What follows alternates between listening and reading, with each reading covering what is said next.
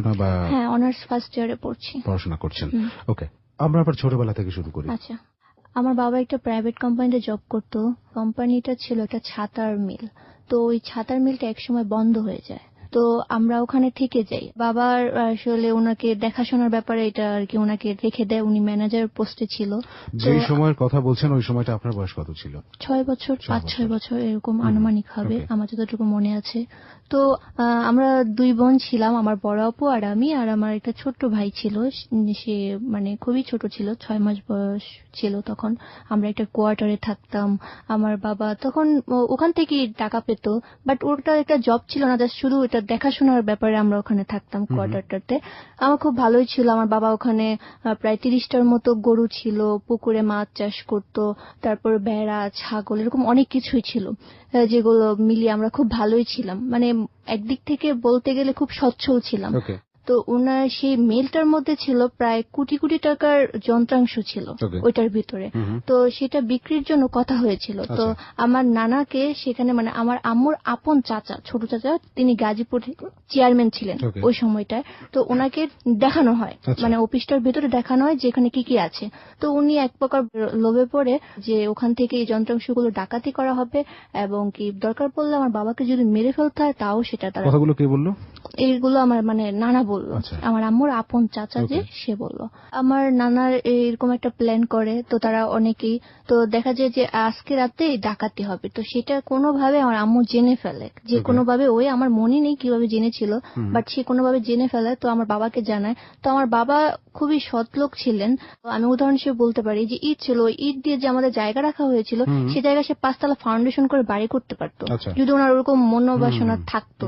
তারপর আমরা ওই দিন রাতে দেখা গেল আমরা 3 ভাই বোন বাথরুমেই ছিলাম। ওনারা বাহির থেকে আমাদের আটকিয়ে রেখেছিল বাসায়। আমার নানারা যে যারা ডাকাতি করতে এসেছিল। আপনার কয় ভাই বোন তখন? আমরা তখন 2 বোন 1 ভাই, তখন ক্লাস 1 এ পড়ি, আমার খেয়াল নেই। তখন দেখা গেল তো আমার আব্বু দেখলো যে অস্ত্র শস্ত্র আছে, যে মানে আমাদের আক্রমণ এরকম একটা কিছু করা যেত। আব্বুকে বাইরে বের হতে বললো, তো আমার আম্মু বললো যে না, আমার আব্বুকে বের হতে দিল না ঘর থেকে। তো তারা এক প্রকার আটকিয়ে রেখেছিল ঘরের ভিতর, ধরা যায়। তো তারা ওই ট্রাক দিয়ে সেই মালগুলো বাইরে বের করে নেয়। সকাল হয়, আমাদের যে মালপত্র আছে ওইগুলো নিয়ে নানা বাড়িতে চলে যাই। তো আমরা পুলিশ আসে। আমার আব্বু যেহেতু দায়িত্বে ছিল, তো পুলিশের কথা হচ্ছে যে এই সবকিছুর পিছনে আমার বাবাও তাদের সাথে হাত আছে। তো পুলিশ নিয়ে যায়, আমার বাবা প্রায় 17 দিন জেলে থাকে। তো আমার আম্মু তখন কি করবে? আর একটা কথা বলে রাখি যে আমার আম্মু পড়াশোনা করেনি, তো অনেক জায়গায় দৌড়াদৌড়ি করে। তো দৌড়াদৌড়ি করেও কোনো ফল পায় না সে। আর ওই সময় এই মালিক ছিল দেশের বাহিরে, তাকে ইনফর্ম করা হয়েছিল, বাট সে তখন আসতে পারেনি।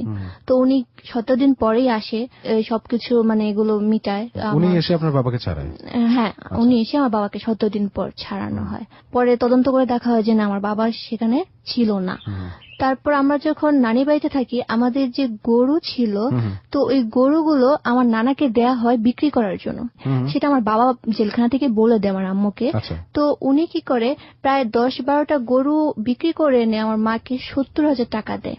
আমার মনে আছে যে 70,000 টাকায় দিয়েছিল। গরুগুলো কে বিক্রি করলো? আমার আপন নানা, তাকে বিক্রেতাকে দেয় বিক্রি করার জন্য, কারণ তখন রাখার মতো জায়গা ছিল না। আমরা কোয়ার্টারে থাকতাম, অনেক বড় জায়গা ছিল। আব্বু বলে 2টা গরু রেখে বাকিগুলো বিক্রি করে দিতে। তো 12টা গরুর মতো বিক্রি করা, বাট উনি মাত্র 70,000 টাকা আম্মুর হাতে এনে দেয়। দেওয়ার পর কিভাবে এরকম দৌড়দৌড়ি করতে করতে আমার আম্মু প্রায় অনেকগুলো টাকাই ভেঙে ফেলে ওখান থেকে। তো আমার আব্বু বলে যে আমি 12টা গরু 70,000 টাকা কি করে বিক্রি করা হয়? তো ওখানে দেখা যায় যে আমার নানাও আমার আম্মুর সাথে চিটিং করে এক প্রকার।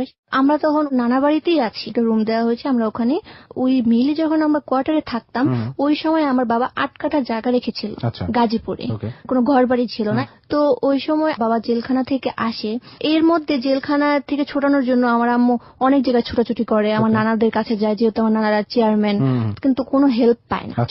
তো এক সময় ওই মালিক এসে বাবাকে ছুটি নিয়ে আসে। আমার বাবা এখন কি করবে? তো আমাদের তো একটা জায়গা দরকার থাকার জন্য। তো আমার বাবা একটা টিনের ঘর করে, যাতে করে কোনো রকমে থাকা যায়। একটা অংশে বাড়িটা করা হলো 3টা রুম করে। তো এর মাঝখানে আর 1 বছর পড়াশোনা হয়নি। আমি প্রতিদিন আমার আম্মুর পায়ে ধরে কান্নাকাটি করতাম যে আম্মু আমি স্কুলে যাব, আমি পড়াশোনা করব। মানে ছোটবেলা থেকে আমার পড়াশোনার প্রতি একটা আগ্রহ ছিল, খুব ব্রিলিয়ান্ট স্টুডেন্ট ছিলাম। পড়াশোনায় আমার খেলাধুলা, কোথাও বসে আছে একটা বই নিয়ে বসে আছি, কোথাও বসে আছে একটা খাতা নিয়ে লিখছি কিছু একটা। তো আমার আম্মু বলতো যে এখন তো তোমাকে ভর্তি করানো পসিবল না, তো তোমাকে সামনের বছর ভর্তি করিয়ে দেবো। তো ওখানে একটা স্কুলে ভর্তি করিয়ে দেয় আমাকে। আমি 1 পড়েছিলাম, বাট আমাকে আবার 1-ই ভর্তি করানো হয়।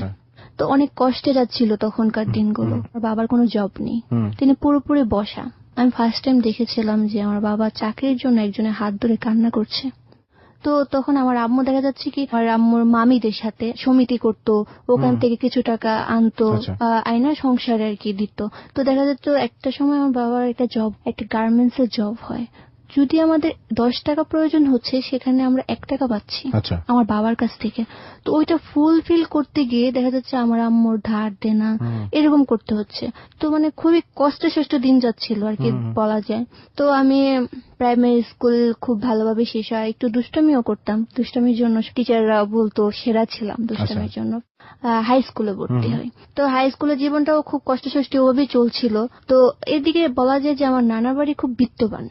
একটা কথা বলে, আমার আব্বু আম্মু লাভ ম্যারিড করেছিল। আমার আব্বু ওই বাসায় লজিং টিচার ছিল, তো ওখান থেকে তাদের সম্পর্ক হয়। হওয়ার পর আমি যতটুকু শুনেছি এটা আমার আম্মুর মুখ থেকে, আমি হাই স্কুল লাইফে যখন ক্লাস 8-এ পড়ি, তো আমার যে বড় আপু সে দেখতে খুবই সুন্দর, পড়াশোনার প্রতি অতটা সে মানে ওনার পড়াশোনা করতে ভালোই লাগতো। আপন বোন? হ্যাঁ, আমার বড় আপু। আমরা ফ্রেন্ড ছিলাম। ওর কথাগুলো সারাদিনের কি করতো ওগুলো আমাকে বলতো, আমি সারাদিনে কি করতাম ওগুলো আমি বলতাম ওকে। ও খুব রিলেশন করতো, বাট ওর একটু বুদ্ধিটা একটু কম। ধরা খেলতে গেছে ছেলের মোবাইলে আমার নাম দেওয়া, তো ওখানে যে বিচার বসতো বা বাবাকে কমপ্লেন করতো যদি ওই ছেলে গার্জিয়ান যে আপনার মেয়ের সাথে এরকম রিলেশন, তো দেখা যেত যে আমাকে ধরতো এসে। তখন আমি তো ছোট। আপনার নাম দেওয়া কিভাবে? মানে ওই ফোনে সেভ করে আমার নাম দিয়ে। আপনার বোন কি বলতো তার নামই আপনার নামটা?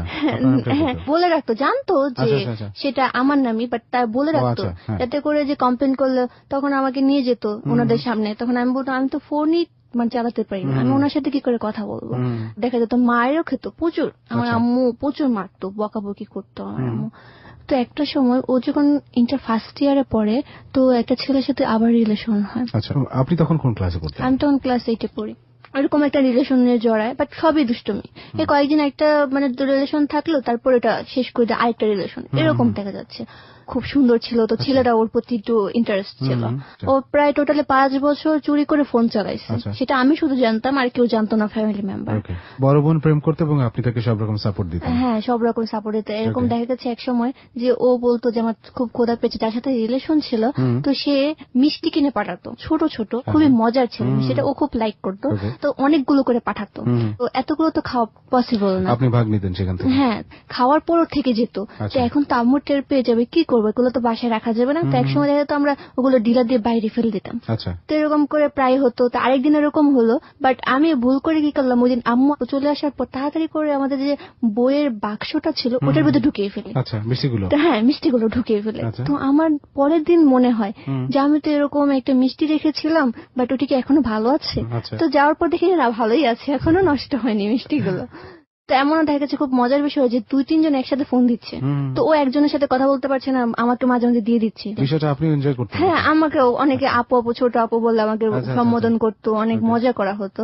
তো এর বিনিময়ে ও আমাকে ইয়ে করতো, খাওয়াতো, যাতে আমি এটা না বলি বাবা মাকে। তো মাঝে মাঝে দেখা যেত ঝগড়া হলে বলে দিতাম।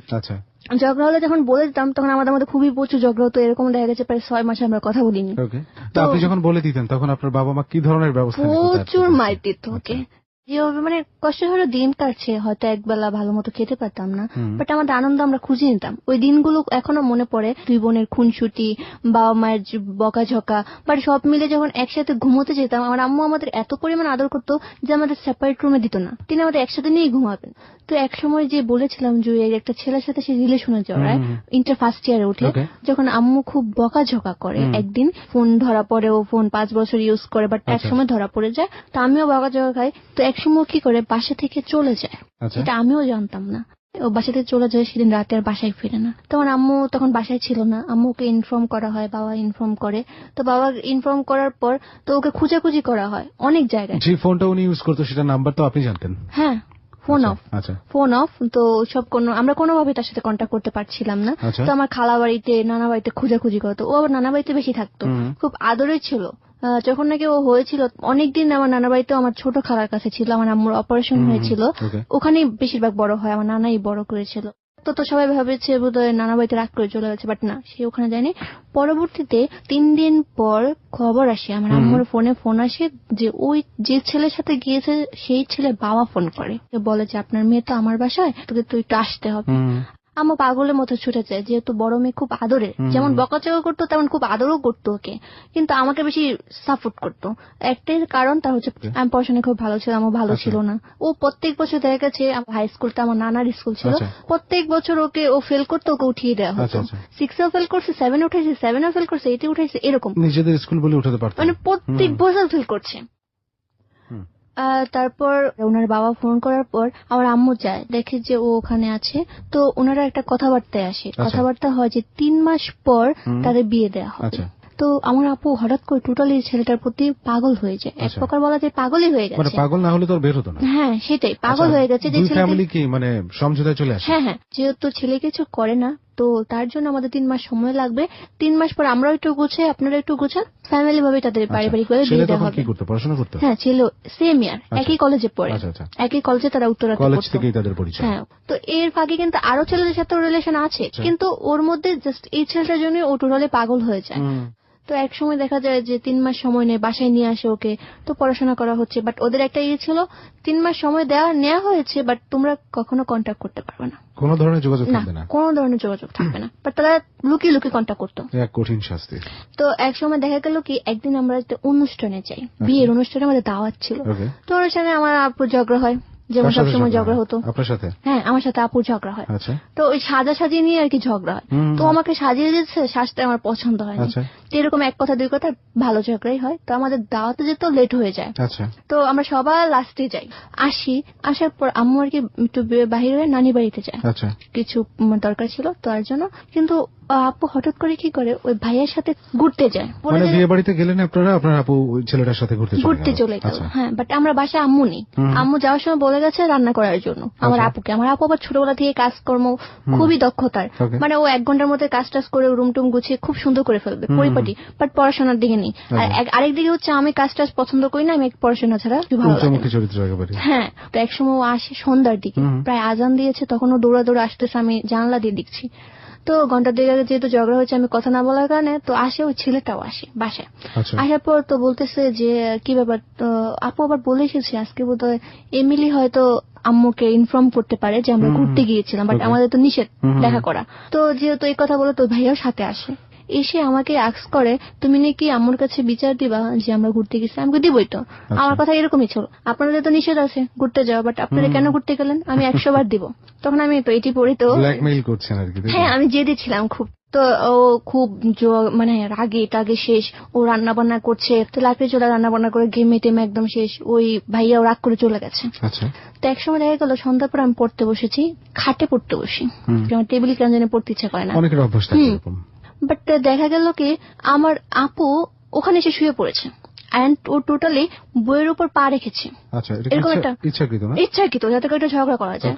তো ওর যে একটা প্ল্যান ছিল সেটা আমি বুঝতে পারিনি, পরবর্তীতে আমি সেটা জানতে পারি। প্ল্যানটা ছিল এরকম, যদি তোমার বাচ্চা থেকে বের হতে হয় তাহলে তুমি ওকে উচিত শিক্ষা দিয়ে বের হবা, মানে আমার ভাইয়া সেটা শিখিয়ে দেয়।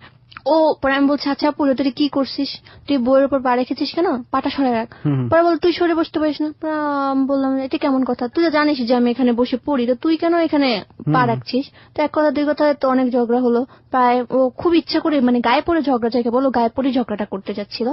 জানতাম না কেন যে ও ঝগড়াটা করলো। তো হঠাৎ করে আমার 2 গালে 2টা করে 4টা চড় মারে। ফার্স্ট টাইম আমার আপু আমার গায়ে হাত তোলে, এর আগে কোনো দিনও আমার আপু আমার গায়ে হাত তুলেনি। ঝগড়া হয়েছে বাট হাত তুলেনি কখনো না, কখনো মারামারি হয়নি। তো ওই সময় আমাকে 2 গালে 2টা করে 4টা চড় মারে, আমার মনে আছে স্পষ্ট।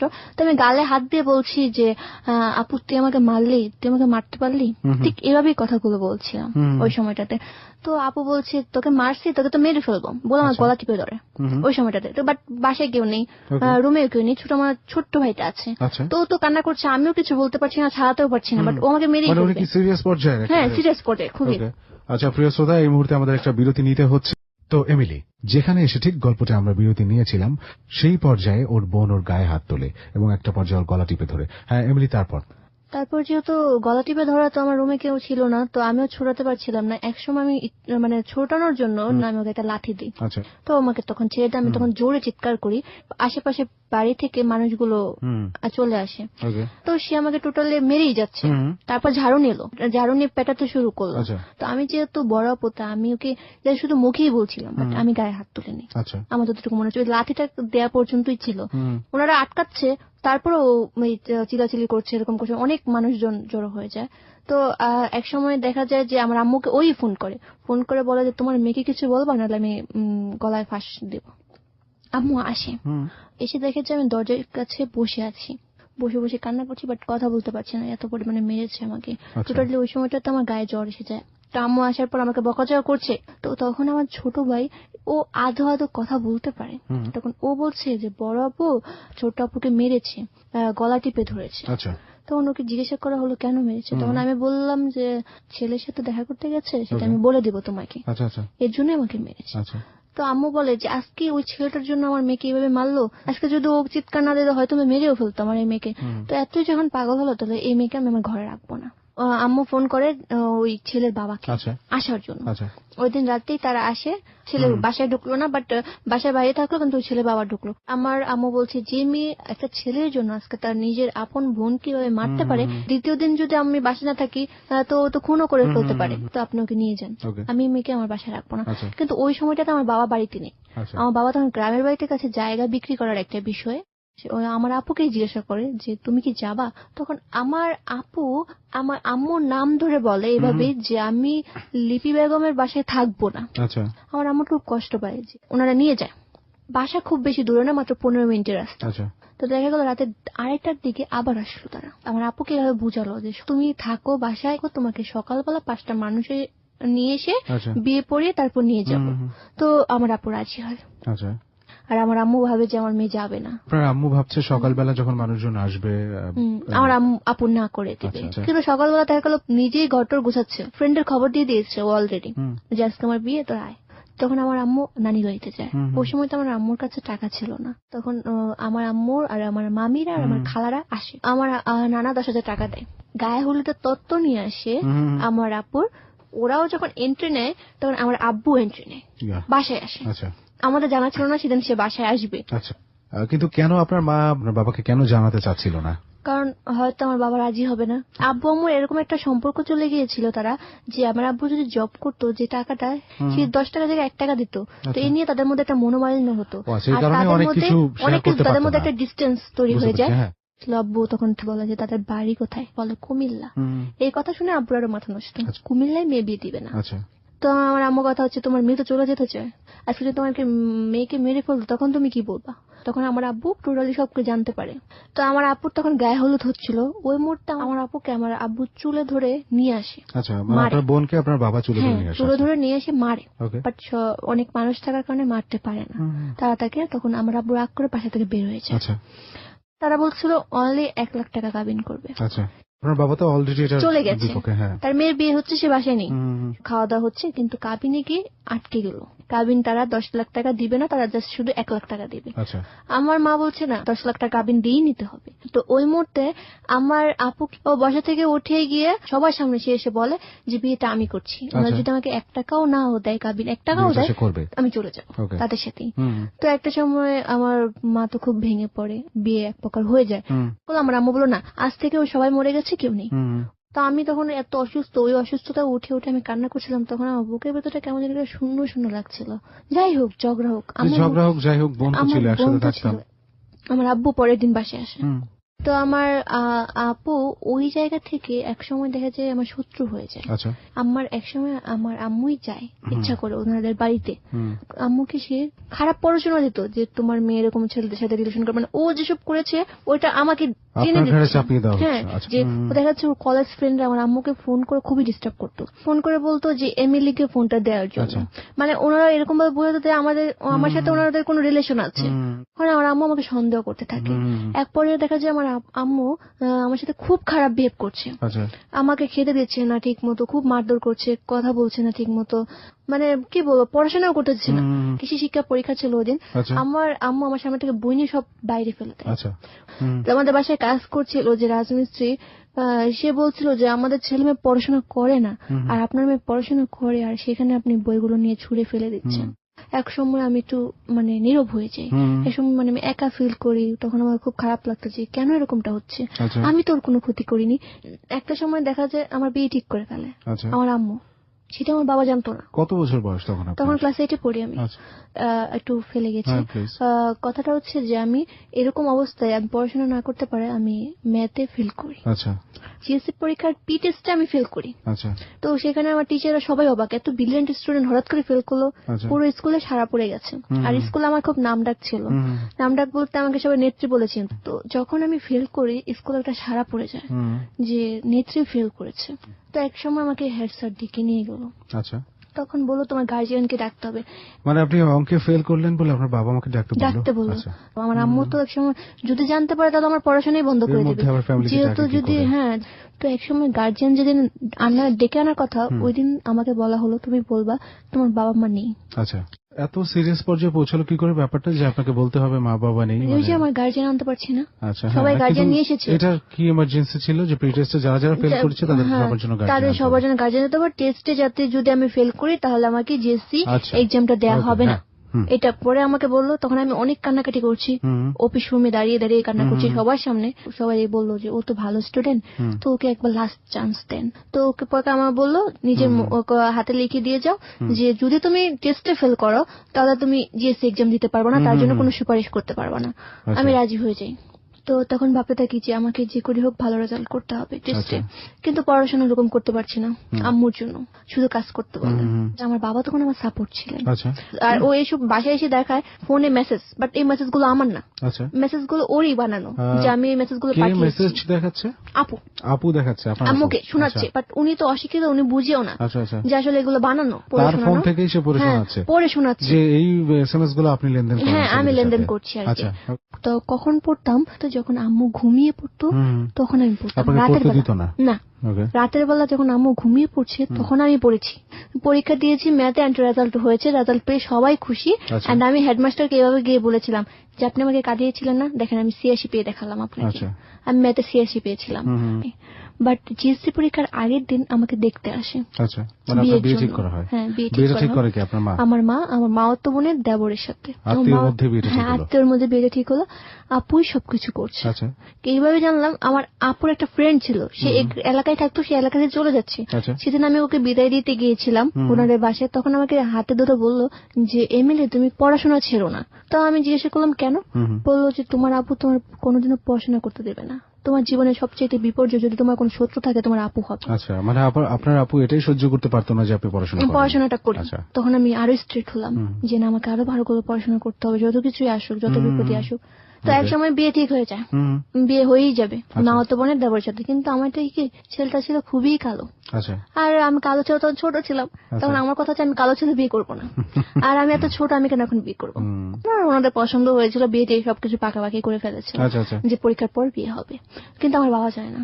আপনার বাবা জানে না কেন? উনি কি তখন থাকতেন না আপনাদের সাথে? উনি তখন গ্রামে আছে, জায়গা জমি বিক্রির জন্য, কারণ আমাদের টাকা পয়সা তখন প্রবলেম ছিল। তাতে গ্রামে। আপনার বাবা তখন কিছু করতেন না? গ্রামে না, তখন আমার চাকরিটা ছেড়ে দিয়েছিল আম্মুর দ্বারা। আম্মু ওই যে সমিতি, মানে সমিতির টাকা একজনের কাছে দেনা করছে, ওখানে এসে দিচ্ছে, আবার একজনের কাছ থেকে পাচ্ছে, ওইটা আবার সমিতিতে দিচ্ছে। এরকম একটা এলোমেলো ভাবে উনি একটা কোন রকমের সংসার চালাচ্ছিল। বা আমার নানারা কিছু হেল্প করছে। বিয়ে ঠিক, মানে আমার আপু আমাকে এসে বলে যে তুই তোর তো বিয়ে ঠিক হয়ে গেছে। আমার তাই আমি বলছি না, আমি কালো ছেলেকে বিয়ে করবো না। তো আমার আপু এই কথা বলে আমার আম্মুকে গিয়ে বলে, কিন্তু আমি ঘর থেকে শুনে ফেলি। তো ও তখন বলছে যে এমএলএ তো বিয়ে করবে না। আমার আম্মুর কথা হচ্ছে বিয়ে করুক বা না করুক, ওকে আমি জোর করে হলো বিয়ে দেবো। তখন আম্মু বলছে এটা। তখন আমার বড় আপু বলছে যে আব্বুকে কি করবা, ওইটা আমি ম্যানেজ করবো। আমার আব্বু গ্রাম থেকে আসে পড়ে কিছুদিনের মধ্যে। আব্বুকে আমি বলে দিই, আব্বু এই আমার হয় কি বলে, আমার তো বিয়ে ঠিক করে ফেলেছে, আমি কিন্তু এই বিয়ে করবো না। আমি বলছি না, কালো ছেলেকে আমি বিয়ে করবো না। আমার কথা হচ্ছে সে কালো, আমার কোনো কারণ নেই। আমি তখন তো ছোট, আমি কিছু বুঝিও না। তখন আব্বু জানিয়ে দে না, এই বিয়ে আমার মেয়েকে দিবে। আপনার আব্বু আপনার আম্মুকে কিছু বললো না যে বললো যে এটা কেন ঠিক করতেছো? তখন আমার আম্মু অনেক কষ্ট দেখালো যে আমি নাকি খারাপ হয়ে গেছি, আমি নাকি অনেক ছেলের সাথে রিলেশন করছি, মেয়ে বিয়ে দেয় ভালো, বড় মেয়েটা এরকম হলো, ছোট মেয়েটা যাতে এরকম করতে না পারে, সমাজ যাতে মুখ দেখাতে পারে, এই কারণে এরকম মানে বিয়েটা হলো না। তো আমার বিয়েটা হয় না, আমার ভালো রেজাল্ট হয়, আমি ক্লাস 9-এ ভর্তি হই সায়েন্সে। তো আমি খুব ভালোভাবেই ওইভাবেই দিনকাল যাচ্ছিল। তো একটা সময় দেখা গেল কি, যখন ক্লাস 9 গেল, তখন ক্লাস 10-এ উঠলাম, তখন আমার আব্বু টোটালি বসা, কোনো কাজই করছে না, শুধু অর্ধেক বিট লেভেল, বোঝেন, বিট লেভেল পর্যন্ত বাড়ি করেছে, মানে ফাউন্ডেশন করার মানে উনি রুম গুলো করা হয়নি, অর্ধেক বাড়ি করে রেখেছে। তো এরকম একটা অবস্থায় এর মধ্যে আমার আম্মু অনেক দেনা করে ফেলে, প্রায় 10 লাখ টাকার মতো দেনা করে ফেলে। তো ওই মুহূর্তে আবার আমার আম্মু একটা রিলেশনে জড়ায়। আচ্ছা, আপনার আম্মু একটা রিলেশনে জড়িয়ে পড়ে। কারণ আপনার আব্বুর সাথে তো প্রথম থেকে একটা দ্বন্দ্ব ছিল। ওই লোকটার দোকান ছিল আমাদের এলাকাতে। তো আমার আম্মুর প্রায় ঘন্টা, অনেকক্ষণ, মানে প্রায় 1 ঘন্টা 2 ঘন্টা, মাঝে মাঝে 3 ঘন্টাও কথা বলছে। তখন আমার একটু সন্দেহ হয় যে কার সাথে এত কথা বলে। তো এক সময় আমি ফোনটা সার্চ করি, যে একটা নাম্বার পাই, আর দেখা যাচ্ছে যে আম্মু মাঝে মাঝে, আম্মু কিন্তু বোরকা পরে না, বাট নাও পরি, আমরা বোরকা পরি, বাট আমার আম্মু বোরকা পরা পছন্দ করতো না। তো আমার আম্মু বোরকা খুঁজতে থাকে, তো আমার একটু ভালোই সন্দেহ শুরু হয়। তো একসময় আমি সার্চ করতে করতে একসময় জানতে পারি, বুঝতে পারি যে আমার আম্মুর একটা ভালো সম্পর্ক তার সাথে তৈরি হয়ে গেছে। আপনি যে ফোন সার্চ করলেন, একটা নাম্বার পেলেন, সেই নাম্বারে আপনি ফোন করেছেন? ফোন করেছি, ওই লোকটাকে আমি খুঁজে বের করেছি। আচ্ছা, কে সে লোকটা? এবং পরে আপনি বুঝতে পারলেন যে আপনার আম্মু কেন বোরকা খুঁজছে। ওনার সাথে দেখা করতে যাওয়ার জন্য। এর মধ্যে রাতে 12টার সময় বাসায় আসছে। আচ্ছা, মানে রাতের বেলা এত দেরি করে বাসায় ফিরছে। এবং আপনার বাবা তখন কিছু বলছে না, কারণ তাদের ব্যাপারটা এরকম হয়ে গেছে, দুজনে আলাদা হয়ে গেছে, যে যার মতো জীবন যাপন করছে। ওটা নিয়ে আব্বুর সাথে একটু ঝগড়াও হচ্ছে। আর আমি পুরো ব্যাপারটা জেনে ফেলছি যে আম্মু টোটালি সে একটা, বলতে গেলে একটা লাভ, তার একটা লাভের রিলেশন চলছে। যেই বয়সটা আমি লাভ করবো, এইসবের প্রতি আমি ইন্টারেস্ট হবো, ওই সময়টা আমার আম্মুই লাভ করছে। তো তখন আমার ছোট্ট একটা বোন আছে, 3 বছর বয়স। আমি সবকিছু জেনে ফেলি। তখন দেখা যাচ্ছে আব্বুর সাথে যদি কথা বলতে যাই, আম্মু সন্দেহ করে, মনে করে হয়তো আমি বলে দিচ্ছেন। আপনার আম্মু কি জানতো যে আপনি ব্যাপারটা জেনে গেছেন? আমার আম্মু জেনে ফেলেছে, কারণ আমি ওই যে ফোন করেছিলাম লোকটাকে, সে কোনোভাবে সেটা বের করে ফেলেছে যে ওই নাম্বারটা আমার ছিল। কিন্তু ওই সময়টা আম্মুর একটা শুরু করছে, উনি দেশের বাইরে চলে যাবে। আম্মু অনেক আম্মুর পায়ে ধরে কান্নাকাটি করেছে যে আম্মু তুমি যেও না, কিন্তু সে চলেই যাবে, আমাদের ভয় দেখাচ্ছে এক প্রকার। তারপর যখন রিলেশন জড়িয়ে গেছে, তখন আব্বুর সাথে কথা বলতে পারি না, আব্বুর সাথে কথা বলতে গেলে সে সন্দেহ করে। ওই সময়টাতে আমার আম্মু আব্বুর সাথে ঝগড়া করে একটা রাতে বাসা থেকে বের হয়ে যায় একেবারের জন্য। সে তার বাপের বাড়িতে চলে যায়। আচ্ছা, আপনার আম্মু ঝগড়া করে বাপের বাড়িতে চলে গেল। যেহেতু বাপের বাড়ি কাছেই ছিল, আমাদের রেখে, ছোট বোনকেও রেখে চলে আসে। তখন আমার আব্বু তখনও জানে না যে আমার আম্মু একটা রিলেশনে জড়িয়ে আছে। আমি তো তখন ক্লাস 10-এ পড়ি, আমি তখন স্কুলে যেতাম। তখন আমার আম্মুর অনেক পায়ে ধরে কান্না করেছি, বলেছি আম্মু চলো, আমি বাড়িতে চলে আসো। বাট সে আমাকে এরকম করে লাথি দিয়ে ফেলে দিয়ে বলতো যে আমি আর ওই বাড়িতে যাবো না। আচ্ছা, মানে আপনাদের প্রতি কোনো সন্তান হিসেবে কোনো, সে বলতো শুধু আমার একটাই মেয়ে, মানে আমার বড় বোনের কথা বলতো, সবাইকে বলতো, আর আমার কোনো সন্তান নেই। কারণ আমার আপু ওই লোকটাকে সাপোর্ট করতো। কিন্তু আমার বাবা যতই খারাপ হোক, তাকে আমি আমার আম্মুর পাশে আরেকজন থাকবে, সেটা আমি কোনোভাবে মেনে নিতে পারছিলাম না। এটা কোনো সন্তানের পক্ষেই হয়তো মেনে নেওয়া সম্ভব নয়। আমি কোনোভাবে মেনে নিতে পারছিলাম না। একটা সময় দেখা গেল কি, ওই লোকটা এত পরিমাণ খারাপ, সে আমাকে ফোন করে ডিস্টার্ব করা শুরু করলো। আমাকে ফোন করে বলছে যে আপনাকে আমার খুব ভালো লাগে, আপনি তো প্রতিদিন স্কুলে যান। বাট আমি চিনতে পারছিলাম না, কন্টিনিউ ফোন করতে থাকে। তখন আমি খুঁজে বের করতে পারছিলাম না যে লোকটাকে। সে বলছে যে সে এনজিও তে জব করে। বাট আমি বলছি যে আমি তো আপনাকে চিনি না, আমি অপরিচিত কারোর সাথে কথা বলি না, বাট সে আমার সাথে কথা বলবেই। আর আমি তখন ফোনেরও কিছু বুঝি না, সত্যি কথা যে ব্ল্যাকলিস্ট করবো এখন যে বুঝি, ওইটাও বুঝতাম না। তো একটা সময় আমি, ওনার পাশের দোকানদার একদিন কথা বলে আমার সাথে, ওনার কণ্ঠটা আমার মাথায় ছিল। তখন আমি হঠাৎ করে ধরে ফেলি যে এটা তো সেই লোকটা, আমার আম্মুর সাথে যার রিলেশন, সেই লোকটাই তো আমাকে ফোন করছে। তখন আমি কি করি, বুদ্ধি করে গিয়ে একদিন ওনার দোকানের সামনে গিয়ে ফোন করি আড়াল থেকে। তখন থেকে উনি ফোনটা ধরলেন। পিক করার পর আমি গেলাম, গিয়ে বললাম, এভাবে বললাম যে তোর লজ্জা নেই, তুই তোর আমার আম্মুর সাথে রিলেশন করেছিস, সেখানে আবার আমাকেও, দোকানে কিন্তু অনেক মানুষ ছিল, যে তার মধ্যে আমি খুব রাগ হয়েছিল আমার। হ্যাঁ, আমি বললাম যে তুই তোর একটা মেয়ের বয়সী মেয়েকে কি করে ফোন দিস। ঠিক এভাবে তুই করে বলেছিলাম যে তুই তোর একটা মেয়ের বয়সী মেয়েকে কি করে ফোন, কারণ তুমি আমার মেয়ে হও কি করে, তুমি তো আমার শাশুড়ি। আমি বলছিলাম তোর কোন কালের শাশুড়ি, ঠিক এভাবে বলেছিলাম। কারণ ছোটবেলাতে যেহেতু জেদি টাইপের ছিলাম, তখন দেখা গেল যে অনেক মানুষজন জমা হয়ে গেল। এক সময় আমি দোকান থেকে চলে আসি, আমাকে বের করে দেয়। তো এটা আবার আমার আম্মুকে ইনফর্ম করা হয় যে আপনার মেয়ে এসে আমাকে এরকম অপমান করেছে দোকানে সবার সামনে। আমার আম্মু তো অনেক বকাঝকা করে, আমার আব্বুর সাথে আমাকে নিয়ে খুব খুব খারাপ কথা বলে, আমার আব্বুর সাথে নাকি আমার খুব বাজে বাজে রিলেশন, এসব কথা সে বলে, খুবই খারাপ। আপনার মা এই কথাগুলো বলেন? হ্যাঁ, যে আমি নাকি তার সতীন, আমি নাকি তার সংসার ভেঙে ফেলেছি। তো ওনার একটাই কারণ ওই যে ওই লোককে আমি অপমান করেছি, এর একটাই আমার দোষ ছিল। কিন্তু আমি তখনও চাইছিলাম না যে আমার আম্মু মানে আমাদের সংসারটা ভেঙে যাক, গোছানো থাক, আমি যাতে পারি কাউকে না জেনে, বাবাকে না জেনে আমার মাকে আবার ফিরিয়ে আনি। অনেক চেষ্টা করেছি, অনেকবার আমার মার পায়ে ধরে কান্না করেছি, বলেছি মা হয়তো আমার ভুল, তুমি আমাকে ক্ষমা করে দাও, বাসায় চলো। কিন্তু সে আমাকে এমন অনেক অপমান করেছে, এমন দেখা যাচ্ছে আমার ফ্রেন্ড নিয়ে স্কুল থেকে গিয়েছি, তাদের সাথে আমাকে অপমান করেছে। আমি স্কুলে বসে কত কান্না করেছি, আমার ফ্রেন্ড অনেক বুঝিয়েছে। এমন রাস্তা দিয়ে যাচ্ছি কি এরকম বলছে, হাই বান্ধবী কেমন আছো, আমার আম্মু আমাকে এরকম সম্বোধন করছে। আপনার মা আপনাকে বান্ধবী বলে ডাকে? বলছে, মানে দুষ্টামি করে বলছে। উনি ওই লোকের দোকানে বসে এই কথাটা বলছে, বাসায় গুলোছে, তার সাথে আর কথা বলিনি আমি। তখন আমার মার প্রতি একটা ঘৃণা চলে আসে। এখানে একটা প্রশ্ন, আপনার আপন মা তো? হ্যাঁ, আচ্ছা, আমার আপন মা। জানি না আরো কত কিছু অপেক্ষা করছে শ্রোতা, তবে যে পর্যায়ে আছি এখন তাতে করে আমার এই প্রশ্নটা করতেই হচ্ছিল যে উনি আপনার আসল মা কিনা। তো এই মুহূর্তে আমাদের একটা দিন গেলে আমরা খেতে পারবো না, কারণ আমার বাবার জব নেই, আম্মু চলে গেছে, যে ফ্যামিলিকে চালাতো, দুপুরবেলা যে কিছু খাবো সেটারও কোনো উপায় নেই। আমার তখন আব্বু কি করলো, জায়গা বিক্রি করার ডিসিশন নিল। মানে আমরা যেখানে থাকি 8 কাঠা জায়গা থেকে সে 1.5 কাঠা জায়গা বিক্রি করবে। আর আমার আম্মুর অনেক দেনা ছিল যেগুলো আব্বুকে সে ধরছিল, বাসায় আসছিল, সমিতি করেছে, 4 সমিতি থেকে 2 লাখ টাকা সে উঠিয়েছিল। তো যখন আম্মু চলে যেত তখন আম্মু বলতো যেহেতু আমার আব্বুকে সেখানে স্বামী হিসেবে দেখানো হতো, তো আমার আব্বুকে সে ধরছে। তারপর আবার দেখা যাচ্ছে পাশের বাসা থেকে টাকা ধার নিয়েছে 60,000 টাকা, ওই টাকাটাও উনি গিয়ে বিচার দিচ্ছে কাউন্সিলরের কাছে আপনার আব্বুর নামে।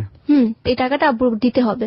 তো ওই সময় আমার আব্বু অনেক কষ্ট করে দেখা যাচ্ছে 1 বছরে সে জায়গা খারিজ করতে পারছে না। সেখানে আমি একদিনের একটা কথা বলেছিলাম ওই লোকটাকে যে দেখেন আঙ্কেল, আপনি যদি এই জায়গাটা খারিজ করে না দেন তাহলে হয়তো কালকে আমি স্কুল যেতে পারবো না, হয়তো কালকে আমার খাওয়া হবে না। আচ্ছা, মানে জায়গাটা বিক্রির জন্য বলছিলেন আপনি? না, খারিজ করার জন্য। খারিজ না করলে তো জায়গা বিক্রি হবে না।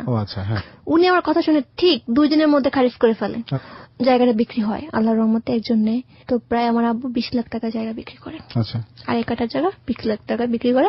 তো দেখা যায় আমার আম্মুর ধারটা দিয়ে দেয়, শুধু কিছু কিছু মানুষের ছাড়া। আর আম্মু বলতো যে ওই লোকটা, যে লোকটার সাথে রিলেশন, সে নাকি আম্মুর কাছে প্রায় 2 লাখ টাকা পায়। আচ্ছা, ততক্ষণে কি আপনার আব্বু জানতে পারেন ওই লোকটার সাথে? তখনও জানেনি। আচ্ছা, যখন জায়গাটা বিক্রি হয়, বাড়িটারি করা হচ্ছে, যেহেতু বিট লেভেল পর্যন্ত ছিল, ওনার পর একটা ফ্ল্যাট করা হয়। আচ্ছা, ফ্ল্যাটে উঠলেও কি আমার একটা ইয়ে ছিল যে আমি স্কুল থেকে আসলে আম্মুর সাথে খেতাম। আচ্ছা, আম্মু আমার সাথে গল্প করতে করতে খেত। মানে এমন দেখে যে ভাত নিয়ে বসেছি, একবার খেয়েছি আর দ্বিতীয়বার খেতে পারছিলাম না, আম্মুর কথা খুব মনে পড়ছিল। আম্মু তখন আসতো না। এমনও দেখা গেছে যে ডাল রান্না করেছি বাট লবণ দেইনি, খেয়ে ফেলেছি, আমি বলতেও পারি না। আব্বু বলে তুমি কি রান্না করেছো, কেন লবণ হয়নি তো ডালে। এমনও সময় গেছে, আমি 2-3 ঘন্টা বসেছি যে এই রান্নাটা আমি কি করে করব, কারণ আমি তো কোনোদিনও রান্নাঘরে কি থাকে তাও বলতে পারতাম না। তো আম্মুকে ফোন করলে আম্মু কথা বলতো না, খুব বকঝকাও করতো মাঝে মাঝে, তার জন্য ফোনও করতাম না। তো আব্বু আসলে আব্বু আমাকেই রান্না করে খাওয়াতো। তখনও আমার ছোট 2টা ভাই বোন আমার সাথেই। তখন ফ্যামিলি একটা চাপে পড়ে যাই আমি, আমার ছোট 2টা ভাই বোন, তারপর আমার স্কুল। ওই ছোট বাচ্চা দুটোর কোনো খবর নিতেন না আপনারা? না। আর তখন আমার বোনের 3 বছর বয়স, ছোট্ট একটা বাচ্চা, কি করে ওকে সামলাবো আমি কিছুই পারতাম না। অনেক কষ্ট করে ওকে কন্ট্রোল করতাম। ছোট 2টা ভাই বোন খুবই ভদ্র, খুব নিশ্চুপ, চোখ গরম করে তাহলে শান্ত, মানে এর জন্য আমি ওকে কন্ট্রোল করতে পেরেছি, এত বড় করতে পেরেছি। তো দেখা গেল যে আমার আম্মু তো আর আসলোই না। একটা পর্যায়ে আমার আব্বু চিনে ফেলে। কিন্তু আপনার আব্বু তখনও কি ব্যাপার যে আপনার আম্মু যে আসছে না, সে বলছিল যে আমার আম্মু আব্বুকে বলছিল যে তোমার অনেক ধার দেনা হয়ে গেছে, তোমার সাথে বিয়ে করে আমি জীবনে কখনো সুখী হতে পারিনি, সে আসবো না। আমার আব্বু ভেবেছিল যে সুদ করলে সে চলে আসবে, কিন্তু সে আসলো না। তো কেন আসলো না, তখনই আব্বু এটা সার্চ করতে গেল, কেন আসে না। তখনই জানতে পারলো আম্মুর বান্ধবীর কাছ থেকে যে আম্মু একটা রিলেশনে জড়িয়ে গেছে, আর খুব ভালোভাবেই জড়িয়েছে, যার জন্য সে আমাদের এক প্রকারে সে ভুলেই গেছে। আব্বু তখন জানার পর আব্বু আমাকে এসে জিজ্ঞাসা করলো তুমি সব জানতা? পরে আর আমার কিছু করার ছিল না, আমি বলেছি হ্যাঁ আমি সব জানতাম। তো কেন বলনি? আমি বলিনি যে আমি চেয়েছিলাম আমার সংসারটা থাকুক, আমি মাহারা হয়েছি, কষ্ট পেয়েছি, আমার এই ছোট্ট একটা 3 বছরের বাচ্চা সে যাতে কষ্ট না পায়, সে যাতে মায়ের আদর ভালোবাসা পায়, বাট সে সেই আদর ভালোবাসা থেকে বঞ্চিত। আমি এই কথা বলেছিলাম। তো দেখা গেল এক পর্যায়ে আমার মা ডিভোর্স দিয়ে দেয়। আমার বাবাকে। আচ্ছা। আমার বাবা ডিভোর্স লেটার এনে ঘরে বসে রয়েছে, তো আমি আম্মুর ছবি দেখে বুঝতে পারি যে আসলে এটা ডিভোর্স লেটার। তখন আমি ক্লাস 10-এ পড়ি, তো কিছু কিছু বুঝি। আব্বুকে জিজ্ঞেস করলাম, বাবা এটা কি? তো আব্বু বলতেছে, তোমাকে বলতে বুঝতে হবে না এটা কি। তো আব্বু বলছে, তখন আমি বলছি না তুমি আমাকে বলো এটা কি। তখন আব্বু বলে যে আমার সবকিছু শেষ হয়ে গেল বলে আব্বু কান্না করলো। আমাকে ধরে আব্বু অনেকক্ষণ কান্না করেছিল, আমার মনে আছে। তখন আমি আব্বুকে বলেছিলাম যে তোমার কেউ না থাকলেও আমি আছি, আমি তোমাকে কোনোদিনও ছেড়ে যাব না, অসম্মানের হাতে পড়তে দিব না, আমি সবসময় তোমার পাশে থাকবো। আব্দুর অনেক কান্না করেছিলাম ওই দিন। সেকেন্ড টাইম আমার বাবাকে আমি কান্না করতে দেখেছিলাম। ফার্স্ট টাইম দেখেছিলাম আমার বাবার জব ছিল না, তখন কান্না করেছিল। আর সেকেন্ড টাইম আমার মা চলে যাওয়া, সেই কান্না করেছিল। তো একসময় দেখা গেল আমাদের মেনে নিতে হলো যে আমাদের মা আর কখনো আসবে না। মাকে ছাড়া একসময় আমি খুবই আপসেট, ঘরের এই কোণে ও কোণে আমি বসে থাকি, কান্নাকাটি করি। কি করব, আমার হাত পুড়েছি কতবার তার কোনো হিসাব নেই। ভাত কি করে রান্না করতে হয় তাও জানি না। পরে আস্তে আস্তে অনেক কষ্টে শিখতে হলো। তখন দেখা যাচ্ছে আমি পড়াশোনা থেকে দূরে চলে আসছি। যখন বাড়ি করছিল তখন আমার আব্বু আমাকে একটা ফোন দিয়েছিল পার্সোনালি, কারণ তারা চাঁদার জন্য বলতো।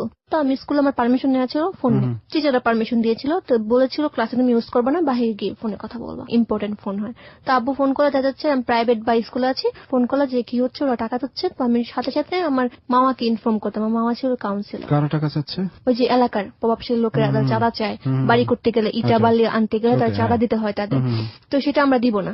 তো সেটা কাউন্সিলরকে ইনফর্ম করতাম, আমার মামাকে, মামা কাউন্সিলর, সে আবার আমাদের ওয়ার্ডের কাউন্সিলরকে ইনফর্ম করতো যে এরকম আমার ভাগ্নির সাথে এরকম করা হচ্ছে। তো দেখা গেল আমার খুব শত্রু হয়ে যায় এলাকার মধ্যে।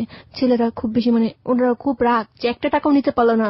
তো তখন দেখা গেছে যে ওই ফোনটা পেয়ে একসময় কি হলো, ওই ফোনটা যখন আমি আমার আম্মুর জন্য আপসেট যে আমি ফোনে কারোর সাথে কথা বললে আমি আমার মাকে ভুলে থাকতে পারছি, আমার এরকম মনে হলো, বা আমি একটু গান শুনছি বা একটা FM শুনছি, তখন আমার অন্যরকম আম্মুর থেকে আমি দূরে থাকতে পারছি।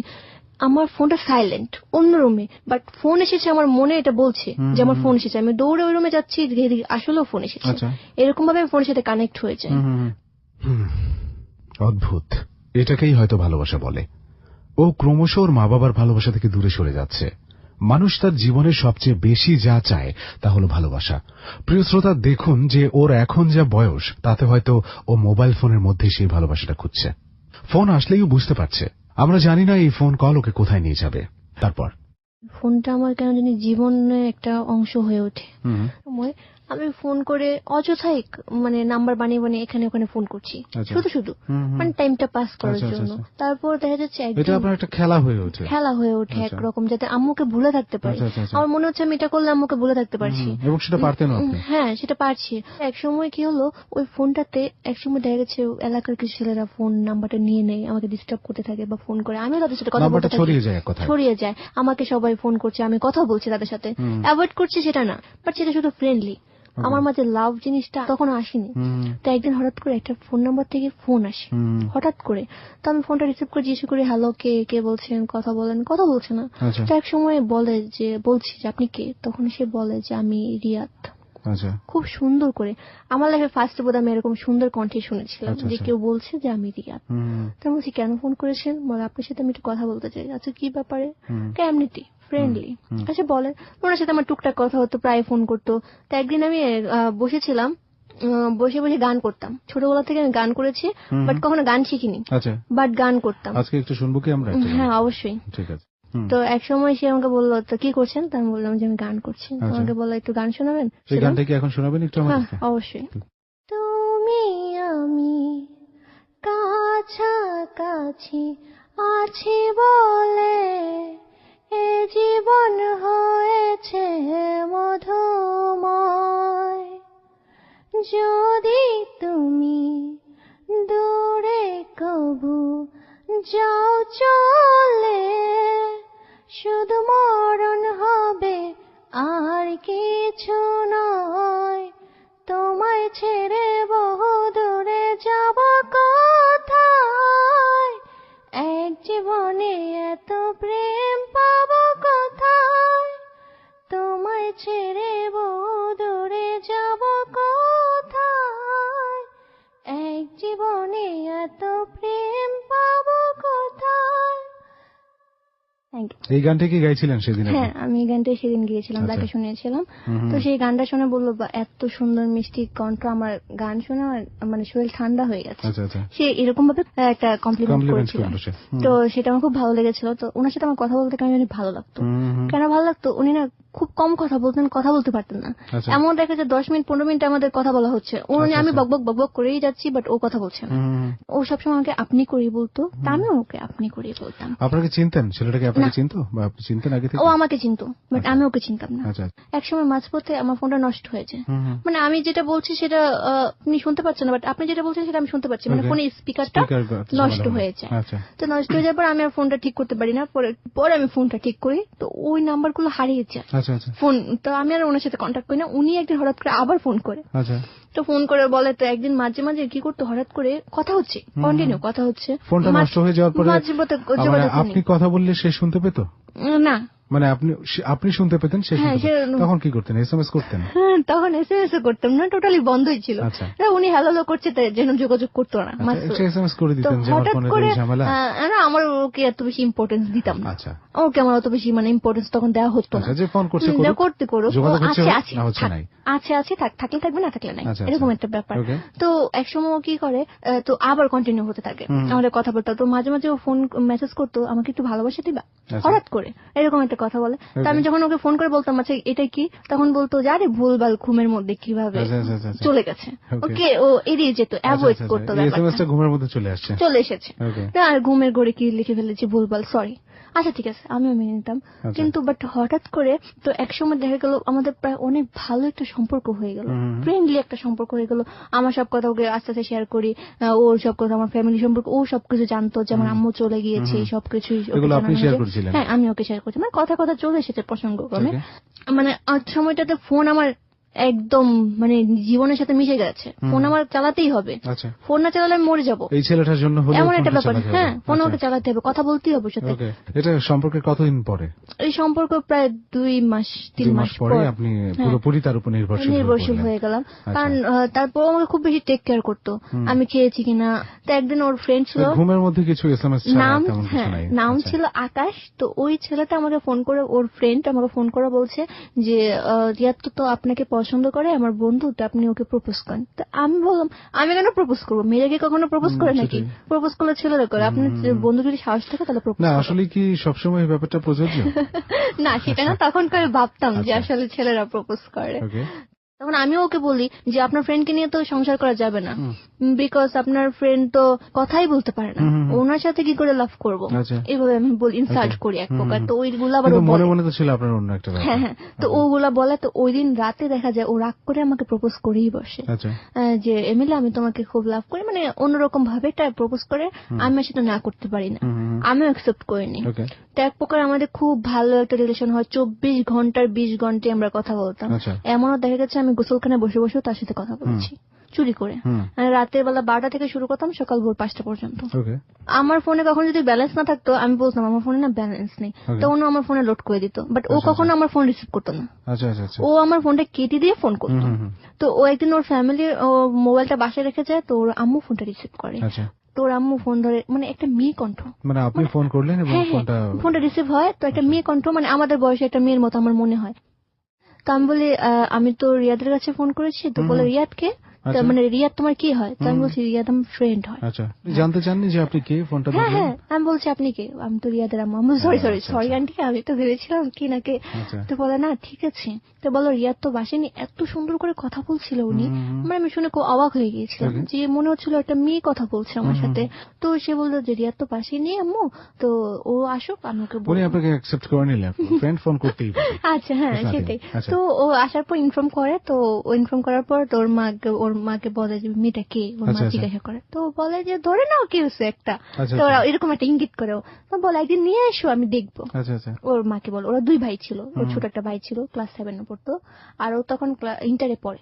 আমি যতটুকু জানি আমাকে বলেছিল, বাট ও কোথায় পড়ে, ওর বাসা কোথায়, ও কখনো আমাকে বলতো না। আবার জিজ্ঞাসা করি তোমার নাম্বার কোথায় পেয়েছো, সেটাও কোনোদিন ওর কাছ থেকে বের করতে পারি না। তো এক সময় দেখা যাচ্ছে ওর সাথে অনেকগুলো স্মৃতি আছে, যে রাতের বেলা কথা বলতে বলতে আমি ঘুমিয়ে যেতাম। ও আমাকে ডাকছে, ও এমিলি ও মিলি ঘুমিয়ে গেছো, উঠো, ঘুমিয়ে গেছো, তুমি কি আছো, মানে এরকম করে ডাকছি, প্রতিদিন হয়। আমি হঠাৎ করে ঘুমিয়ে যাই, তো আমাকে ডাকতে থাকে, বাট আমি মানে শুনি না।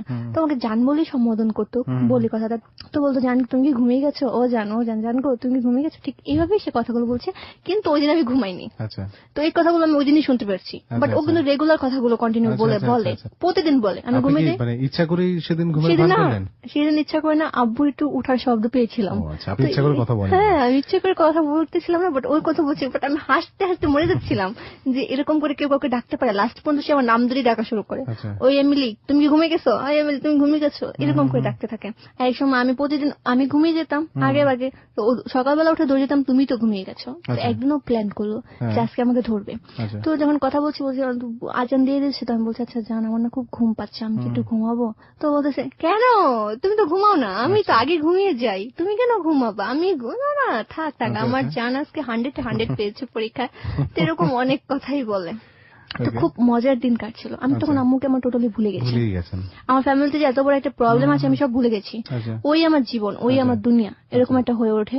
তো দেখা যাচ্ছে ও মানে আমার সবাই তখন একটা সময় আমি সবাইকে বলতে থাকি আমার বিয়ে হয়ে গেছে, এমন কথা বলতে থাকি। সবাইকে বলতে থাকেন? আমার বিয়ে, আমার ফ্রেন্ডদের বলতে থাকি বিয়ে। এক সময় হঠাৎ করে আমি স্কুলে যাই না, তো আমার ফ্রেন্ডরা বলে কি রে তুই স্কুলে আসিস না গিয়ে দুদিন, আমাকে আমার বিয়ে হয়ে গেছে, শ্বশুর বাড়ি গেছিলাম, মানে এরকম করে মজা করে বলে ওইটা সিরিয়াসলি নিয়ে নেয়, সবাইকে ছড়িয়ে দেয় স্কুলে কি হয়েছে এমিলির বিয়ে হয়ে গেছে। এটা কে ছড়িয়ে দেয়? নেত্রীর বিয়ে, আমার ফ্রেন্ড যাকে আপনি বললেন। হ্যাঁ বললাম, আমি কিন্তু ফান করবো সেটা সিরিয়াসলি, সবাই এটা সিরিয়াসলি নিয়ে নেয় যে কি হয়েছে নেত্রীর বিয়ে হয়ে গেছে। তা আমিও খুব মজা পাচ্ছিলাম। তা দেখা যাচ্ছে কন্টিনিউ তখন আমি আমার ফোনটা স্কুলে নিয়ে যেতাম, বাট টিচাররা কিন্তু জানতো না যে আমি ফোন ইউজ করছি তখন, বাট চুরি করে চালাচ্ছি, কিন্তু কোনোদিনও ধরা পড়িনি। তো একটা সময় দেখা যাচ্ছে যে ওর সাথে আমার খুব ভালো একটা রিলেশন হয়ে গেছে, যে ওকে ছাড়া আমি চলছি না, ও আমাকে ছাড়া চলতে পারছে না। কথা হবেই প্রতিদিন 24 ঘন্টার মধ্যে 20 ঘন্টায় কথা। আর আমাদের যদি ঝগড়া হতো এইসব নিয়ে যে আমার ফোনে টাকা নেই, বাট আমি ওকে বলিনি কেন। আমি বলতাম যে আমি যে ফ্লেক্সি করতাম, তো ওই ভাইয়ার নাম্বারটা আমার কাছে ছিল, তো আমি বলতাম ভাইয়াকে ফোন করলে আমার টাকা পাঠাবে কেন, ভাইয়াকে কেন বলবো, আমাকে কেন বলতে পারো না, তার মানে তুমি আমাকে আপন ভাবো না। বাট আমার কথা হচ্ছে আমি কখনো কারো কাছ থেকে কিছু নিতাম না। তো একটা সময় না ওইসব নিয়ে ঝগড়া হতো, কেন তুমি নেবে না। দেখা যাচ্ছে ও আমার যেটা ড্রেস কিনেছে, আমি ড্রেসটা বাসায় কি করে আনবো, আর ড্রেসটা খুবই দামি। আচ্ছা, ড্রেসটা পাঠালো কিভাবে আপনার কাছে? দেখাই তো হয়নি আপনাদের? না, আমাদের বাসার ঠিকানা ও জানতো। আচ্ছা, বাসার সামনে রেখে দিয়ে আমাদের ফোন করতাম, তোমার বাসার সামনে রেখে। কিন্তু কখনো দেখা করতো না আপনার সাথে? বলতো কেন আমি চুরি করে কেন দেখা করবো, সবার সামনে দেখা করবো, আমি দিনের বেলা দেখা করবো, রাতের বেলা কেন দেখা করবো। কিন্তু ও আসতো রাতের বেলা, ওকে অনেক রিকোয়েস্ট করতাম প্লিজ তুমি একটু দাঁড়াও, আমি আসবো, তোমাকে একটু দেখবো, তোমাকে একটু ছুঁয়ে দেখবো, এরকম কথা বলতাম, বাট ও কখনোই থাকতো না। ও এসে চলে গিয়ে আমাকে ফোন করতো, তোমার বাসার সামনে এরকম একটা জিনিস রেখে গেছি, গাছের নিচে এই জায়গাটা আছে, তুমি যে নিয়ে আসো, নাহলে কিন্তু পাবা না পরে। প্রিয় শ্রোতা, প্রেমের এক মানে সেই রকম একটা রোমান্টিক মুহূর্তে আমরা এখন আছি, আর এই মুহূর্তেই আমাদের একটা ব্রেকে যেতে হচ্ছে। আপনি শুনছেন close up presents hello 8920। Emily আছে আমাদের আজকের অতিথি। তার জীবনের গল্পটা কোন দিকে যাচ্ছে আমি এখনো আজ করতে পারিনি, কিন্তু যেই অবস্থাটায় আমরা এখন আছি গল্পটা ঠিক সেই অবস্থায় থাকছে না, গল্পটা অবশ্যই একটা দিকে মোড় নিচ্ছে। এবং আমার আত্মবিশ্বাস যতটুকু বলে যে এই গল্পটা শেষ পর্যন্ত শুনলে আপনার জীবনে একটা ইতিবাচক প্রভাব সেটার পড়বে।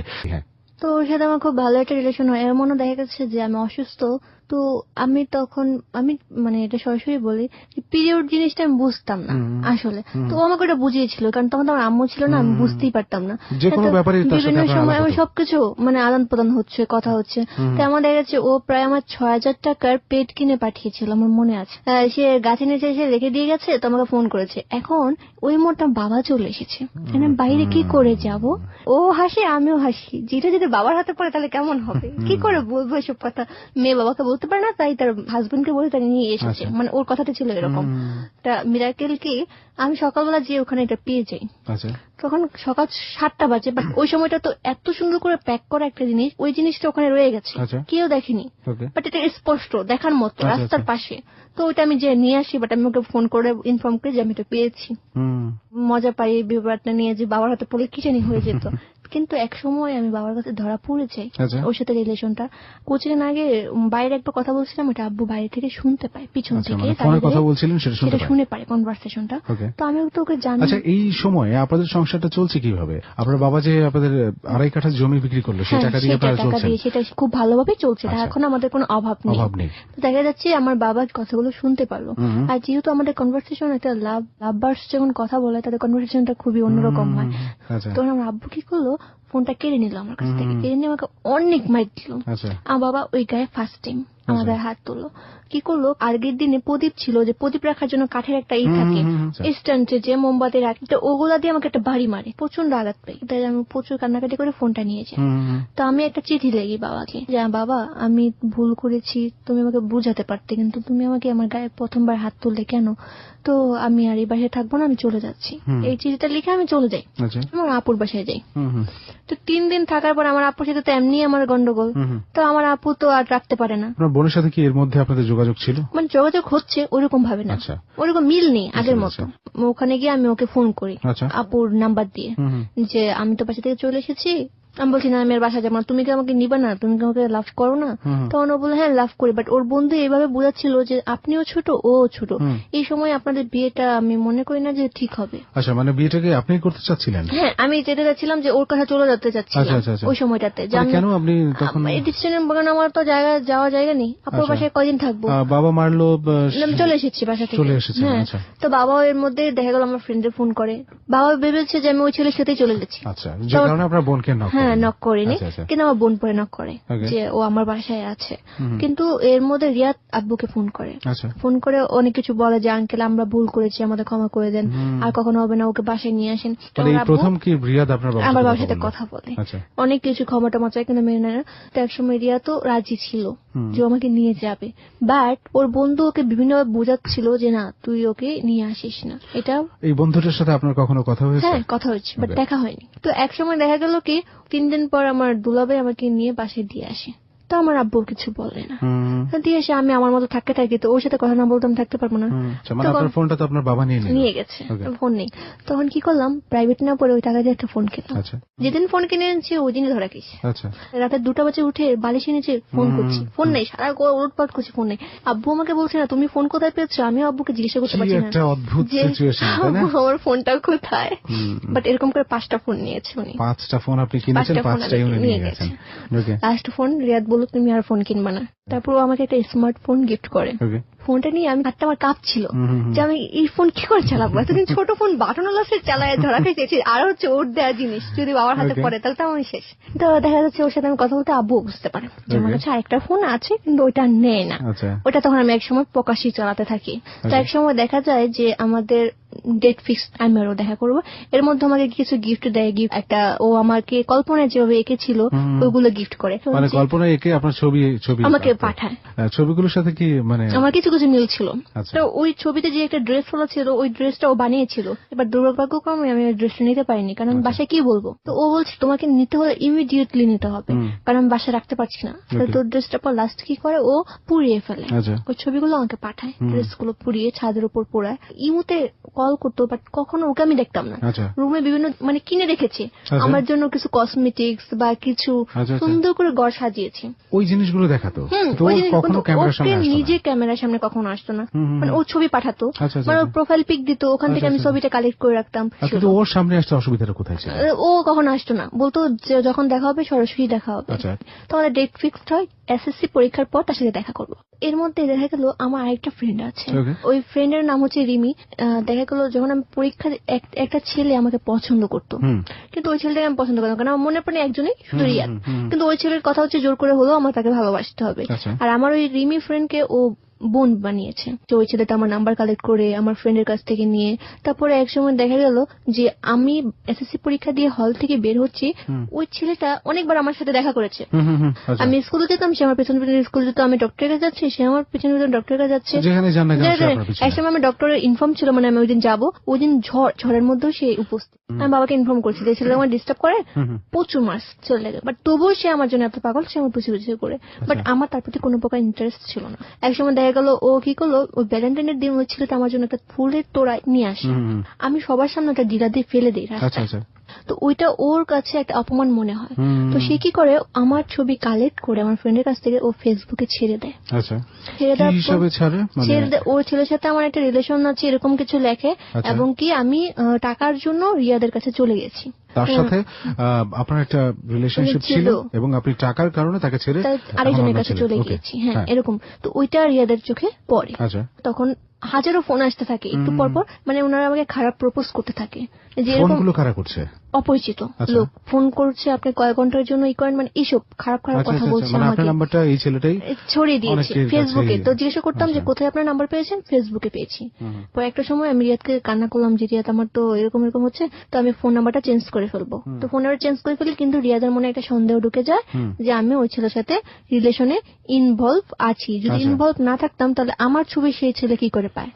তো একটা সময় কি হয়, ও আমার সাথে কন্ট্যাক্টটা বন্ধ করে দেয় রিয়াদ। আমি তখন আবার পুরোপুরি অসুস্থ হয়ে যাই। 1 মাস আমি টোটালি স্কুলে যাই না। যে একটা ঝড় থেকে আপনি বের হয়ে আসছিলেন, যে আপনার মা চলে গেল, রিয়াদ কিন্তু আপনাকে জায়গাটা থেকে বের করে নিয়েছিল। এবং যে স্মৃতিগুলো আপনি শেয়ার করলেন আমাকে, সেগুলো আসলেই অনেক বেশি ইম্প্যাক্ট বা অনেক বেশি দাগ ফেলে। এই ব্যাপারগুলো অনেক সুন্দরভাবে আপনি বলেছেন। মানে একটু যদি বলতেন যে ওই সময় আপনার হতো কি? আমি দেখা যাচ্ছে আমি রুম থেকে বের হচ্ছি না, বসে বসে কান্না করছি, আর কন্টিনিউয়াসলি আমি ওকে ফোন করে যাচ্ছি, কিন্তু ওর কোনো রেসপন্স আমি পাচ্ছি না। আপনার বাবা আপনার এই অবস্থাটা দেখে কিছু বলতেন? হ্যাঁ, কেন এরকম করছি তার কোনো জবাব আমার বাবা পাচ্ছে না। যে কোনো খাবার খাচ্ছে আমি বমি করে দিচ্ছি। আমার মানসিক অবস্থা এমন একটা পর্যায়ে পৌঁছে যে আমি কোনো কিছু খেতে পারছি না, না খেতে খেতে আমার এমন একটা অবস্থা হয়ে গেছে। কিন্তু আমার বাবা মাইন্ড করছে যে আমি প্রেগনেন্ট। তো সে খারাপ ভাবে তো আমার ডক্টর কাছে নিয়ে যাওয়া হয়। পরে ডক্টর দেখে বলে তো ও খাওয়া দাওয়া করছে না ঠিক মতো, এই কারণে ওর অবস্থা। তখন আমার বাবা একটু আশ্বস্ত হয়, কিন্তু যার জন্য আমার ভালোবাসা আমাকে ছেড়ে চলে গেছে, ওর সাথে আমি আর কন্ট্যাক্ট করিনি, বা ও আমার সাথে কন্ট্যাক্ট করেনি। ওই ছেলে নাকি ওকে বলেছিল যে ভাইয়া আমি এমিলিকে খুব ভালোবাসি, আপনি ওকে ছেড়ে দিন, আপনার সাথে অভিনয় করছে। তো ও নাকি বলছিল ঠিক আছে আমি চলে যাব তোমাদের জীবন থেকে, তোমরা থাকো। ওর সাথে আমার প্রায় অনেকদিন পর একদিন ওর ফ্রেন্ড, ওই যে আকাশ, ও আমাকে ফোন করে বলে এমিলি আমার ফ্রেন্ড তো চলে যাচ্ছে। কোথায় চলে যাচ্ছে? কানাডা চলে যাচ্ছে। তো ওর সাথে আমি ওই দিন রাতে কথা হয়, আমার 2 মাস পর কথা হয়। আমি অনেক কান্নাকাটি করি, বলি তুমি যেও না, তুমি থাকো। ওর কথা হচ্ছে আমি কার জন্য থাকবো? যাকে ভালোবেসেছিলাম সে আমার সাথে বিশ্বাসঘাতকতা করেছে। আমি মানে ও কান্না করে অনেক, আমিও কান্না করি, বাট ওকে আমি মানাতে পারিনি। আচ্ছা, রিয়াদের সাথে কিভাবে যোগাযোগ হলো আরেকটু ক্লিয়ার করুন। ওর ফ্রেন্ড ফোন করেছিল আপনাকে, আর ও যেন ওর ওই সিমটা অন করে আমাকে ফোন দেয়, কিন্তু ও চলে যাচ্ছে। ও আপনাকে বললো যে আমি চলে যাচ্ছি, ও দেশ ছেড়ে চলে যাচ্ছে। আর সত্যি সত্যি রোজার সময় ছিল, ও পরের দিন সন্ধ্যায় ওর ফ্লাইট ছিল, ও চলে যায়। ফ্লাইটে ওঠার আগ পর্যন্ত আমরা কথা বলছি, আর পাশে একজন বলছে যে আপনার এখন ফোনটা অফ করে দিতে হবে। কথা বলছেন, ও আপনার সাথে কি কথা বলছে যে তুমি ভালো থেকো, তুমি আর কোনোদিনও আমাকে পাবা না, আমি আর কোনদিনও দেশে আসবো। আমি ওটাই জানতে চাচ্ছি যে সে কি বলতো, যে রিলেশনটা কি কন্টিনিউ করবে? না, রিলেশন কন্টিনিউ করবে না, এখানেই শেষ। আচ্ছা, আমি অনেক বোঝানোর চেষ্টা করছি যে আমি তোমাকে সত্যিকার অর্থেই ভালোবাসি, কিন্তু ও ভাবতো যে না আমি ওকে ভালোবাসি না, যা করছে সবই অভিনয়। অনেকবার বোঝানোর, ও বিদেশে চলে গেল, বিদেশে গিয়ে আমাকে ফোন করে অনেকদিন পর পর, আপনি আপনি করে বলতো। এমনও সময় গেছে যে ও নেশা করেছে মেবি, মানে এরকম ভাবে বিহেভ করতো যে ও আমার ফিরে এসেছে আমার কাছে, আদৌ কিন্তু ফিরে আসেনি। যখন আমি এসএসসি পাশ করি, আমি সরকারি কলেজে ভর্তি হই, পড়াশোনা রেজাল্টও তেমন ভালো হয়নি, কলেজে যেতাম না, কারণ আমার ওকে ছেড়ে ভালো লাগতো না। এদিকে আপনার মায়ের সাথে কোনো প্রকার যোগাযোগ আছে আপনাদের? কোনো যোগাযোগ নেই, মাঝে মাঝে ফোন হয়, ফোন দিলে বকাঝকা করে। তো ও আমার মাঝে মাঝে ফোন করে আপনি আপনি করে কথা বলতো, এসে আমি অনেক বোঝানোর চেষ্টা করতাম যে আমার কাছে ফিরে আসো, আমি তোমাকে সত্যিই খুব ভালোবাসি। আমার সবচেয়ে খারাপ লাগতো রাতের বেলা, কারণ সারা রাত ওর সাথে আমি কথা বলতাম, একটা অভ্যাস হয়ে গেছিল। আমি এরপর অনেক সম্পর্ক করতে চেয়েছি, সত্যি কথা, কিন্তু আর আগের মতো পারেননি। কিন্তু সম্পর্ক করতে গেছে তাদের সবাইকে আমি কথা বলে দিতাম যে আমার আগে ভালোবাসা ছিল, শেয়ার করতাম। এটা যারা শুনছেন আমাদের আজকের অনুষ্ঠানটা, এই অনুভূতিটার মধ্যে অনেকেই আছেন, তারা হয়তো একেবারে কাছ থেকে হৃদয়ের ভেতর থেকে ফিল করতে পারছেন এই অনুভূতিটা। আমি ব্যাপারটাকে বারবার এমফাসাইজ করছি, জীবনের অনেক ইম্পর্টেন্ট একটা ইস্যু এটা। যাই হোক, তারপর ওর সাথে আমার কন্ট্যাক্ট হয় না, আমি কলেজে যাই না ঠিক মতো। তো একদিন ও ফোন করে বলে এমিলি আগের মতো সবকিছু ঠিকঠাক হয়ে যাক, তো তুমি একটা কাজ করতে হবে, বলো এফবিতে তোমার পোস্ট করতে হবে যে তোমার সাথে আমার রিলেশন, এরকম একটা পোস্ট করতে হবে, তোমার ফ্রেন্ডদেরকে জানাতে হবে। এটা আমার কোনো কাছে কোনো ব্যাপারই না, আমি তোমার জন্য যা কিছু করতে পারি। আমি লিখে দিলাম যে আই লাভ ইউ রিয়া, অনেক অনেক কিছু কমেন্ট করলো। বাট ও তখন আমাকে ফেসবুক পাসওয়ার্ড চাচ্ছিল, পাসওয়ার্ডও দিয়েছিলাম, কিন্তু ওইটাতে ঢুকতে পারছিল না। ও বলছিল আমি নাকি মিথ্যা কথা বলছি, কিন্তু আমার ভাই আমাকে আইডিটা খুলে দিয়েছিল, ফোন করে লাউড স্পিকার দিয়ে শুনিয়েছিলাম। আসলে ওর এসেছিল দেখতে যে আমার কারোর সাথে রিলেশন আছে কিনা। কন্টিনিউ থাকলে এফবিতে সে আমাকে অবশ্যই বলতো তুমি আমার সাথে রিলেশন, তো অন্যজনের সাথে কিভাবে তুমি আই লাভ ইউ রিয়াত লেখো, আপনাকে জাজ করছে যে আপনি এখনো তার জন্য আছি কিনা। ওইটা পরে ও এইরকম একটা ঝগড়া ইস্যু করে আবার চলে যায়। আর আমাদের মধ্যে কখনো কন্টাক্ট হয় না। এরপর হয় অনেকদিন পর পর, 3 মাস পর পর আমাকে ফোন করতো। আপনি তো ফোনের জন্য অপেক্ষা, ও ফোন করলে আমি খুশি। তো একদিন ও ফোন করে আমাকে বলে যে এমিলি আমি বিয়ে করেছি, তো খুব ভালো খবর। তখন আমি বললাম যে তুমি আমাকে ছাড়া এই কাজটা করতে পারো না, কারণ তুমি একদিন বলেছিলে যে আমার বিয়ে হয়ে গেছে, আমার আর কোনোদিনও বিয়ে হবে না, আমি বিয়ে করে ফেলেছি। তো এরপর থেকে ওর সাথে আমার অনেক কম কন্টাক্ট হতো। এর মাঝখানে কিন্তু ধরতে গেলে আমি অনেকের সাথে রিলেশন করতে চেয়েছি, বাট এখনো পর্যন্ত হয়ে উঠিনি। ওকে আমি এখনো পর্যন্ত মন থেকে মুছে ফেলতে পারিনি। এটা কত 14-15 সালের ঘটনা? এসএসসি পরীক্ষার সময় ঘটনা। যে আমি প্রতিদিন ডায়েরি লিখতাম, দুর্ভাগ্যক্রমে আজকে ডায়েরিটা আনতে পারিনি। এটা কেন আনতে পারিনি পরবর্তীতে বলবো। ডায়েরিটার মধ্যে ওর প্রত্যেকটা কথা, প্রত্যেকটা স্মৃতি আমার লেখা আছে। ওকে কখন মনে পড়তো কান্না করতাম, সারা রাত কান্না করতাম। সত্যিকার অর্থে ওকে আমি ভালোবেসেছিলাম। ওই শিখিয়েছিল, ওই আমার ভালোবাসা কি বুঝিয়েছিল। ও আর ফোন করলে অনেকদিন পর পর আরো বেশি দূরত্বটা তৈরি হয়। তখন দেখা যাচ্ছে 6 মাসেও হয় না আমাকে ফোন দেয় না। এখন আমার কি হয়, আমি একটা দিকে আমি ইনভলভ হয়ে যাই, যে আমার নিজেই টাকা দিয়ে ফোন করে কথা বলছি কারোর সাথে, বা মজা করছি, টাইম পাস করছি, বাইরের ফ্রেন্ড নিয়ে আড্ডা দিচ্ছি, ঘোরাফেরা করছি। এর নিয়ে কন্টিনিউ হঠাৎ কিছু দেখলাম বাবার মধ্যে চেঞ্জ। হঠাৎ করে বাবা আমার গায়ে হাত তুলে, কথায় কথায়, সিম্পল একটা ব্যাপার নিয়ে গায়ে হাত তুলছে। একদিন কি হলো, আব্বু আমাকে সকালবেলা, আমি ঘুমাচ্ছিলাম তো চিলাচিলি করছে, সকালবেলা ঘুম থেকে উঠে রাজমিস্ত্রির কাজ করছে। তা আমি বললাম কি হয়েছে, তুমি চিলাচিলি করছো কেন? চিলাচিলি করছো না বলে আমাকে অনেক মারে, মানে এরকম একটা মারে যে খুবই আঘাত করছে, কোনো কারণ ছেড়ে দেয়। আমি বলছি শুধু যে তুমি চিলাচিলি করছো কেন সকাল টাইম, এই চিলাচিলি করছি কেন, কথাটা বলেছি আমাকে মারছে। এমন একটা অবস্থা, বাইরে ফেলে লাঠি দিয়ে যেভাবে পারছে চুলে ধরে, মানে একটা মেয়েকে কিভাবে মারে আমি বর্ণনা করতে পারবো না আসলে। এটা স্ত্রী পেটায়, দেখি অশিক্ষিত লোকেরা দেখি স্ত্রী পেটায় কতগুলো, এরকম ভাবে মাথাটা ফাটিয়ে ফেলে, এমন একটা অবস্থা। এমন ভাবে মারছে সে আমাকে, সামনে যা পাচ্ছে স্কেল টিস্কেল দিয়ে যা পাচ্ছে তা দিয়ে মেরে যাচ্ছে। একসময় আমি ঘরে দরজা লাগিয়ে দিই, লেগে সুইসাইড করার জন্য আমি চলে যাই, যে আমি সুইসাইড করবো। এই কথাটা আমি বলি, করবেন তখনই আপনি ডিসিশন নিয়েছি যে আমি সুইসাইড করবো, এই জীবন আর আমি রাখবো না। এর পেছনে অনেকগুলো কারণ কাজ করছে। এক হচ্ছে আপনার মা নেই, মা আছে কিন্তু আপনার সাথে নেই, না থাকার মতো। সেই অবস্থা থেকে ওঠার জন্য রিয়াদকে আপনি পেলেন, সেই রিয়াদও নেই, এবং আপনার একমাত্র সম্বল হচ্ছে এখন আপনার বাবা, আপনার মাথার উপর ছায়া। আর সেই ছায়াটাও আপনাকে এখন বিনা কারণে, আপনি জানেন না কেন আপনাকে মারছে। আমরাও এখনো জানি না প্রিয় শ্রোতা, যে কেন এলিনার সাথে এই ব্যাপারগুলো হচ্ছে, গল্পটা যে কোন দিকে যাচ্ছে এখনো জানি না। এই মুহূর্তে একটা ছোট বিরতি আমরা নিচ্ছি। এমিলি আছে আমাদের অতিথি, ওর গল্পটা আমরা শুনছি, এবং গল্পটা এক একটা সময় এক একটা দিকে মোড় নিচ্ছে।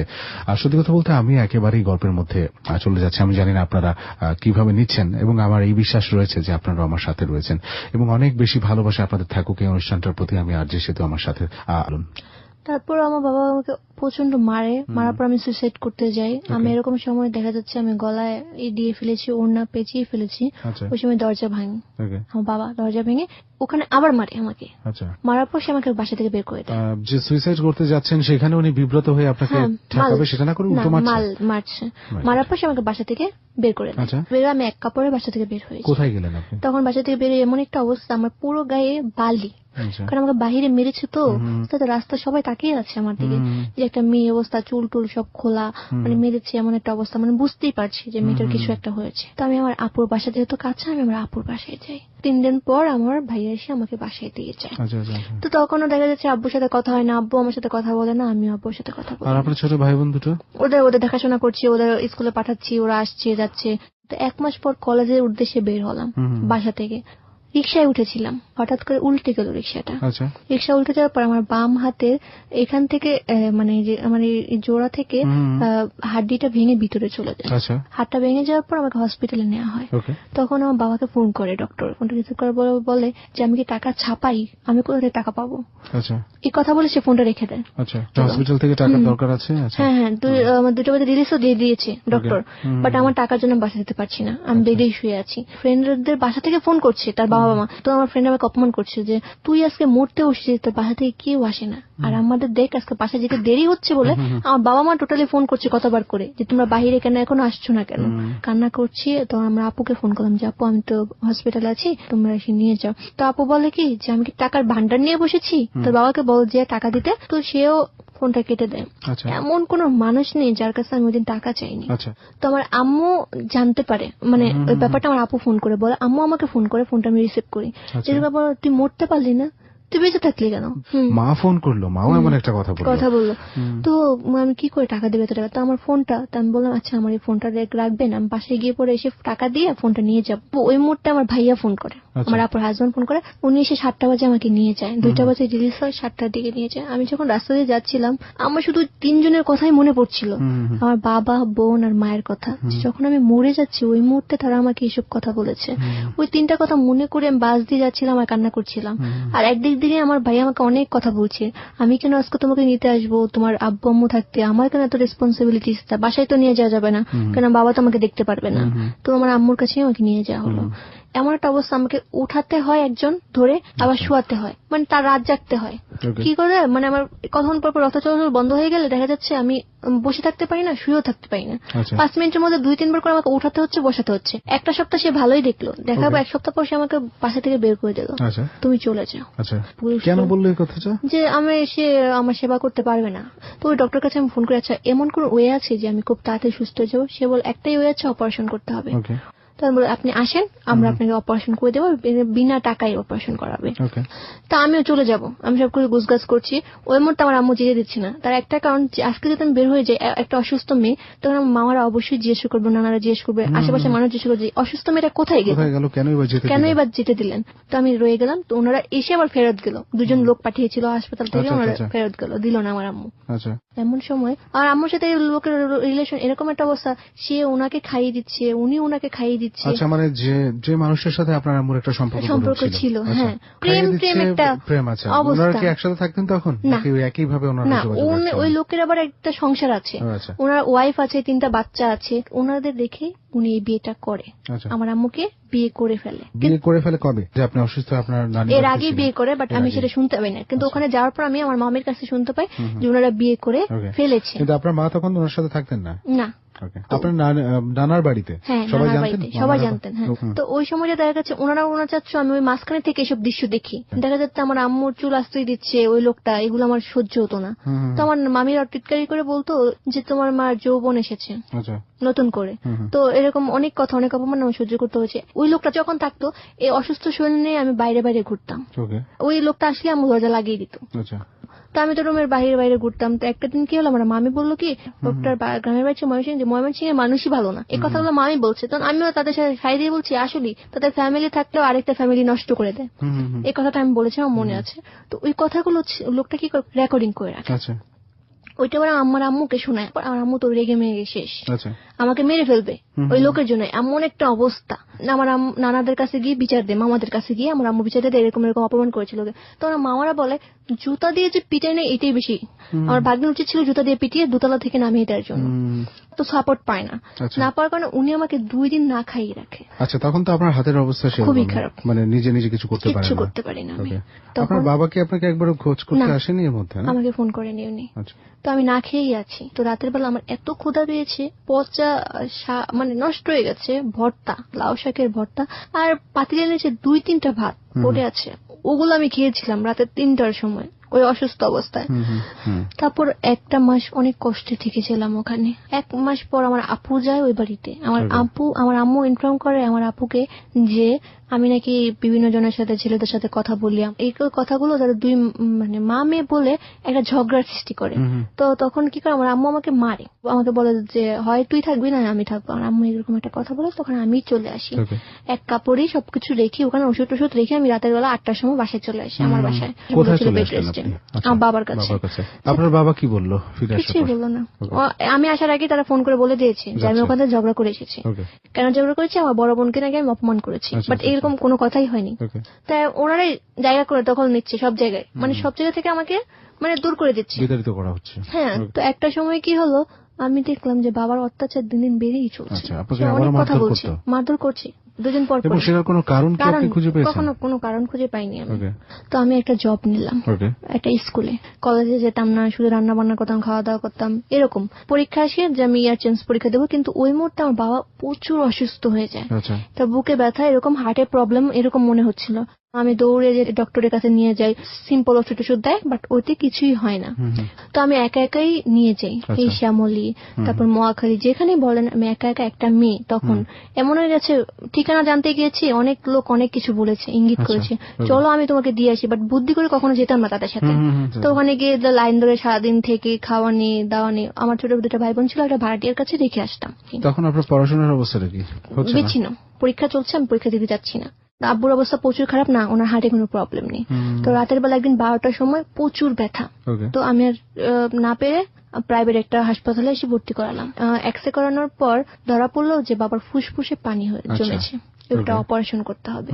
তো আমার আঙ্কেল বললো যে এখানে তো খুব টাকা খরচ হবে, তো তোমরা একটা কাজ করো, ঢাকা চলে যাও, বক্ষবিধি হাসপাতালে চলে যাও। তো ওখানে গেলাম, যাওয়ার পর সেখানে আমি তো তখন ছোট, ডক্টর বলতে চাই না আমার কাছে। তো আমি বললাম আপনি আমার কাছেই বলেন, সমস্যা নেই। বলে তোমার আব্বুর হয় ক্যান্সার নয় টিবি রোগ হয়েছে। তখন আমি তো একদম ভেঙে পড়লাম যে আমি কি করবো এই অবস্থায়। সারা রাত তার পায়ের কাছে বসে থাকতাম আমি, কখন ভোর হবে, কখন তাকে আমি হসপিটালে নিয়ে যাব। মানে নিচে বসে আছে, সে খাটে শুয়ে আছে, পায়ের কাছে মাথা দিয়ে। সন্তানের জায়গাটা থেকে যে কর্তব্য, যে ভালোবাসা, সেটা কিন্তু আপনি ঠিকই পালন করে গেছেন। সেটা আমি তারপর হাসপাতালে এনে তার অপারেশন করে আল্লাহর রহমতে সে সুস্থ। আসলে অসুখটা কি হয়েছিল? ওই যে টিবি হয়েছিল। তো ওষুধগুলো তাকে কন্টিনিউ খাওয়াতাম, আমি লিখে লিখে রাখতাম ডায়েরিতে। তো বাবা তো সুস্থই হয়। তো আমি তখনও জব করি। আমি কলেজে যাই, বলে যে তোমাকে তো ইয়ার চেঞ্জ পরীক্ষা দাও নাই, তুমি তো আর সেকেন্ড ইয়ার উঠতে পারবা না। তখন আমি তখন আমি টিচারকে ইনফর্ম করি যে আমার এরকম বাবা অসুস্থ ছিল। তখন উনি বলতে গেছে তাহলে তুমি আবার এক্সাম দাও। তো আমি 3টে এক্সাম আবার দিই। তো একদিন হঠাৎ করে রোজার মধ্যে ঈদ আসলে তো বোনদেরকে টাকা দিতে হয় শ্বশুর বাড়ি শপিং করার জন্য। তো আমি সবসময় শপিং করার জন্য বাবা টাকা দিত, তো বাবা কম টাকা দিত। তো আমার কাছে যে টাকা থাকতো ওইটা ভরে আমার আপুকে দিতাম। তো এটা আবার আপুও জানতো না, আব্বুও জানতো না, সেটা কখনো বলতাম না। হ্যাঁ, বাবাই পাঠিয়েছে। তো একদিন কি হলো, আমি তখন আমার ইফতার পাঠিয়েছি। আমি তখন মাদ্রাসায় চাকরি করি, বিকেল টাইম মাদ্রাসায় চাকরি করি, অনেক কষ্টের, যে 5টা ঘন্টা দাঁড়িয়ে থাকতে হয় আমার। মনে করেন যে কখনো বসা যাবে না। কি করতেন সেখানে? টিচিং, মানে টিচার একজন। 5টা ঘন্টা সেখানে দাঁড়িয়ে দাঁড়িয়ে ক্লাস করাতে হবে বাচ্চাদের, বসতে পারবো না, সব বাচ্চা। কিন্তু আমার যে বর্তমান পরিস্থিতি ফ্যামিলির, আমার কোনো জব করতে হয় না, আমার বাবা যে টাকা আছে, খাওয়াটা আমি পরিবার থেকে পেতাম। এক্সট্রা আমার টাকা পয়সা দেওয়া হতো না বাসা থেকে। 3,000 টাকা আমার কিছুই হতো না। তাই তো মাঝে মাঝে রিক্সা বাড়িয়ে আমার 3,000 টাকা চলে যেত মাস শেষে, হতো না। তো তবু করতাম যে যদি বাবার কাছ থেকে যদি একটু মুক্তি পাই, যদি অত্যাচারটা একটু কমায়, এসব ভেবে আমি করতাম জবটা। কিন্তু একটা সময় ওই ইফতার পার্টি দাওয়াত ছিল মাদ্রাসায়। তো আমি বললাম যে তুমি যেহেতু আপুর কাছে টাকা পাঠাবা, তো বলতেছে আমার ছোট ভাইকে গিয়ে টাকা পাঠানোর জন্য। তো আমি সবসময় আমি দিই, আমার ছোট ভাই কেন যাবো, ছোট মানুষ, এতগুলো টাকা তুমি আমার কাছে দাও। তো উনি এরকম একটা কথা বলে, হ্যাঁ তুই এখন টাকা, আমার টাকাগুলো খরচ করে ফেলবি, এরকম একটা কথা বলে যে আমি ওনার টাকা মেরে খাই। আমি বললাম তুমি এটা বলতে পারলা, আমি কোন দিন তোমার টাকা মেরে খেয়েছি? তো অসুস্থ ছিল, কখনো কি আমি একটা টাকা নড়চড় করেছি? সরাসরি আমি দেখেও ফেলেছি যে সে আমার ব্যাগ চেক করছে। আপনার অজান্তেই সে আপনার ব্যাগ চেক করতো। তো ইফতার পার্টিতে যাওয়ার জন্য সে বলছে আমি নাকি টাকা নিয়ে মেরে খেয়ে ফেলবো তার টাকা। না, সে আমাকে দিবে না, এক কথা দুই কথা অনেক মারলো। পার্টি বলেছিল যে আমাকে নাকি এমন করে নিয়ে আছাড় মেরেছিল, উপর করে নিয়ে আছাড় মেরেছিল আমার বাবা। তারপর আমি আম্মুকে ফোন করি, কিন্তু কেউ আসে না, এত মারার পরেও কেউ আসে না। তো আমি 3 দিন পর আমার মার কাছে যাই, অনেক কান্নাকাটি করি যে মা আমাকে তো এরকম এরকম করে। তখন কিন্তু আমার আম্মু নানির বাড়িতে থাকে না, তাকে বাসা থেকে বের করে দিতে জায়গা সম্পত্তি দিয়ে সে আলাদা ভাড়া থাকে। তো সেখানেই আমি যাই, যাওয়ার পর আমি বলি যে আমাকে এরকম করে। কিন্তু ছোট 2টা ভাই বোনের মুখের দিকে তাকিয়ে আমি আবার চলে আসি বাসায়। এসে আমি ভিন্নই খাই ধরতে গেলে। আমি রান্না করলে সে খেত না। তো আমি রান্না করলে যেহেতু খায় না, তো আমি নিজেই রান্না করে খেতাম। এমনও সময় গেছে যে আমি না খেয়েও শুয়ে রয়েছি, কি খাবো, কি রান্না করব। আমার আম্মু তখন কিছু কিছু সাহায্য করতো, মিথ্যা কথা বলবো না, যেটা করেছে টাকা দিত, ফোন করে নিয়ে 500 টাকা 1000 টাকার মতো দিয়ে দিত আমাকে। আমি রিক্সা দিয়ে না গিয়ে হেঁটে যেতাম, হেঁটে গিয়ে সেটা দিয়ে আমি চাল ডাল এরকম কিনে এনে আমি বাসায় রান্না করে খেয়েছি 2 মাস। তো সে দেখা গেছে আমার সাথে কথা বলে না, টোটালি বন্ধ, নেই, বাবার সাথে আমার নেই। একই ঘরে থাকছি, শুচ্ছি, একই সাথে দেখা হচ্ছে ঘুম থেকে উঠতে, কিন্তু তার সাথে আমার কথা হয় না। সে আমাকে দেখলে আরেকদিকে তাকিয়ে থাকে, আমিও আরেকদিকে তাকিয়ে থাকি। বাবা মেয়ের সম্পর্ক বড়ই আশ্চর্য একটা সম্পর্ক আমি দেখছি। তো কুরবানি ঈদের দিন সে কথা বলে আমার সাথে। তা আমিও বলি যে তো বাবা এসে ইচ্ছে করে কথা বলছে। আমার তার প্রতি ঘৃণা চলে এসেছিল যে যার জন্য এত কিছু করেছে জীবনে, ওই সময় তার মেয়েও কিন্তু তাকে এসে দেখেনি, তার ওয়াইফও কিন্তু তাকে এসে দেখেনি। হসপিটালে আপনার বড় বোন বা মা কেউ যায়নি, আমি একাই ছিলাম। তো এত কিছু আমি যেহেতু করছি, কিন্তু সে আমাকে তার মর্যাদা আমাকে দিল না। এই তো কিছুদিন আগে এই যে আমার হাতে দেখতে পাচ্ছেন 5টা শিলি, এটা তার মারের জন্য। তার মারের জন্য আমার, হ্যাঁ এই যে আমার মারের জন্য আমি দেখতে পাচ্ছি শ্রোতা, অনেকগুলো সেলাই কালো হয়ে আছে জায়গাটা আঙুলের নিচের দিকটায়। হ্যাঁ, তো সে আমাকে এইভাবে মেরেছে। তো সেদিন ছিল গ্যাস সিলিন্ডারে আগুন লেগেছিল, তা চুলায় রান্না করে বসিয়েছি, ভাত বসিয়েছি, আরেকটা চুলায় হঠাৎ করে আগুন জ্বলে যায়। তো আমি রুমে যে আস্তে আস্তে আগুনটা চলে যায়, সে এসে দেখে ফেলে, দেখে বলে আমি নাকি ইচ্ছা করে আগুন লাগিয়ে দিয়েছি। এই কথা বলে সে আমাকে অনেক মারে। একটা ছিল কুড়োল, চিনেন কুড়োল? কুড়োল, হ্যাঁ, কাঠ কাটা হয়, সে কাঠের বাঁশের কুড়োল বানানোর জন্য যে কাঠের ইটা থাকে ওটা বানানো ছিল, ওইটা হ্যাঁ ওইটা দিয়ে আমাকে মারে। তো আমার এই বাপায় এখন আমার সমস্যা হয়, বাট আমি এরকম ভাবে হাঁটি না, পাটাকে টেনে টেনেই হাঁটি, কারণ এরকম ভাবে মেরেছিল যে আমি বলতে পারি না। যখন আমার এই হাতটা ফেটে যায়, এখানে রক্ত বের হতে থাকে, আমি সেন্সলেস হয়ে যাই ওই সময়টাতে। তো বাড়ির বাইরে বের করে আমাকে মারে। গার্মেন্টস এর সময় ছিল আমার। প্রিয় শ্রোতা, আমিও নিতে পারছি না ব্যাপারটা, আমি উপলব্ধি করছি ওর ব্যাপারটা। আমার মনে হয় আপনারাও একইভাবে জিনিসটাকে শুনছেন, ফিল করছেন। হ্যাঁ, তারপর উনি আমাকে মারে ঠিক এরকম 2টার সময়। তখন গার্মেন্টস এর মানুষ আছে রাস্তা দিয়ে, সবাই দেখে আমাকে, পাড়া প্রতিবেশী সবাই দেখে। আমার মাকে ইনফর্ম করা হয়, আমার বোনকে ইনফর্ম করা হয় যে আপনার মেয়েকে তো মেরেছে, ও তো হসপিটালে আছে, তো আপনি কি ওকে নিয়ে না আপনার মেয়েকে এসে নিয়ে যান এখান থেকে। তো আমার আম্মু আসে, আমার বোনও আসে, ভাইও আসে, এসে আমাকে হাসপাতালে ভর্তি করায়। আমি প্রায় 1 সপ্তাহ মতো হাসপাতালে ছিলাম। তো আমার রাতগুলো অনেক কষ্টে কাটে এখনো। এই যে যন্ত্রণা, আমি এখনো কিন্তু হাত থেকে কিছু খেতে পারি না, এই হাত দিয়ে কিন্তু এখনো খেতে পারি না। ডক্টর বলছে অনেক সময় লাগবে, মানে এটা সোজা নাও করতে পারে। আমি কিন্তু হাতটা সোজা করতে পারি না, আপনি দেখতে পারবেন যে আমার হাতটা কিন্তু সোজা না, বাঁকা। তো এই যদি বাঁকা থাকে তাহলে অনেক প্রবলেম হবে, আমি লিখতে গেলে আমার অনেক প্রবলেম হবে। আপনি এখন পড়াশোনা করছেন? হ্যাঁ। আপনি কিসে পড়ছেন? অনার্স ফার্স্ট ইয়ারে পড়ছেন। এবং আপনাকে লিখতে হবেও? হ্যাঁ, লিখতে হবে। এবং আপনি এখন থাকছেন আমার মার কাছে বর্তমানে আছি, বাট এটা ক্ষণস্থায়ী জায়গা। আমি জানি না এখান থেকে কখন আমার বের হয়ে যেতে হবে, কারণ এর আগেও আমি আমার আম্মুর কাছে দেখেছি আমাকে বের করে দিয়েছে। আমি অনেক জায়গায় জবের জন্য চেষ্টা করেছি, বাট অনেক হ্যারাসমেন্টের শিকার হয়েছি। যেমন একটা জব পেয়েছিলাম ইলেকট্রনিক্স শোরুমে, তো 2 দিন চাকরি করার পরে তো সে আমাকে বলছে যে আপনাকে আমার খুব ভালো লাগে, তুমি কি আমার সাথে লাভ করবা? তো আমি বলছি, এইভাবে বলছি যে তোর চাকরি তুই কর, আমি গেলাম, আমি তোর এখানে চাকরি করতে এসেছি, লাভ করতে আসিনি। তো এই কথা বলে আমি চলে আসি। তো এরকম অনেক জায়গা থেকে, একটা মিডিয়া থেকে আমাকে বলেছিল নাটক করার জন্য, তো সেখানে বলছিল গিভ এন্ড টেক করার জন্য। তো আমি বলেছি গিভ এন্ড টেক কি, তখন বুঝতাম না। তো আমার একটা ফ্রেন্ড জিজ্ঞাসা করছে আমাকে গিভ এন্ড টেক, ওপরে তাকে থাপ্পড় দিবা। আমি বলি জানো গিভ এন্ড টেক কি মানে জানো, মানে কিছু দেওয়া এবং নেওয়া, এরকম সে আমাকে খারাপ কিছু প্রপোজ করেছিল। কিন্তু আমি আজও পর্যন্ত সেসব কাজে মানে সাড়া দিইনি। অনেক জায়গায় হ্যারাসমেন্টের শিকার হয়েছি। এই যে মেরেছিল, আমি কেউ বলতে বোঝাতে পারবো না। আমার বাপ পায়ে যে কতগুলো বাড়ি পড়েছে, তার প্রত্যেকটা নীল নীল দাগ হয়ে আছে এখনো পর্যন্ত বাড়ির। আর হাতটা তো শেষ হয়েই গেছে, ডান হাতে এখন টোটালি অন্যের উপর ডিপেন্ডেন্ট। আমি খাওয়ার সময় চামিচ ইউজ করতে হয়, বা হাতে আমি চামিচ দিয়ে খাই। জীবনটা একটা অনিশ্চিত জীবন। আমার জীবনটা হয়তো, আমি এই যে সবাইকে বলতে চাই যে আমার জীবনটা হয়তো আজকে অনেক সুন্দর হতে পারতো। আমার বাবা যদি একসাথে থাকতো হয়তো আমার এরকম বসে নাও হতে পারতো। আমার বাবা যদি আমাকে একটু বুঝতে পারতো হয়তো আমি আজকে এখানে নাও আসতে হতো। আমি অন্যের গল্পটা শুনতাম, নিজের গল্প কখনো বলতে আসতাম না, যদি আমার এই পরিস্থিতি না পড়তে হতো। একটা ফ্যামিলি ভেঙে গেলে একটা সন্তানের যে কি পরিস্থিতি হয় সেটা একটা সন্তানই বলতে পারবে। অনেক সুন্দর একটা কথা আপনি বললেন যে বাবা মা এদের মধ্যে যদি একটা ভুল বোঝাবুঝি হয়,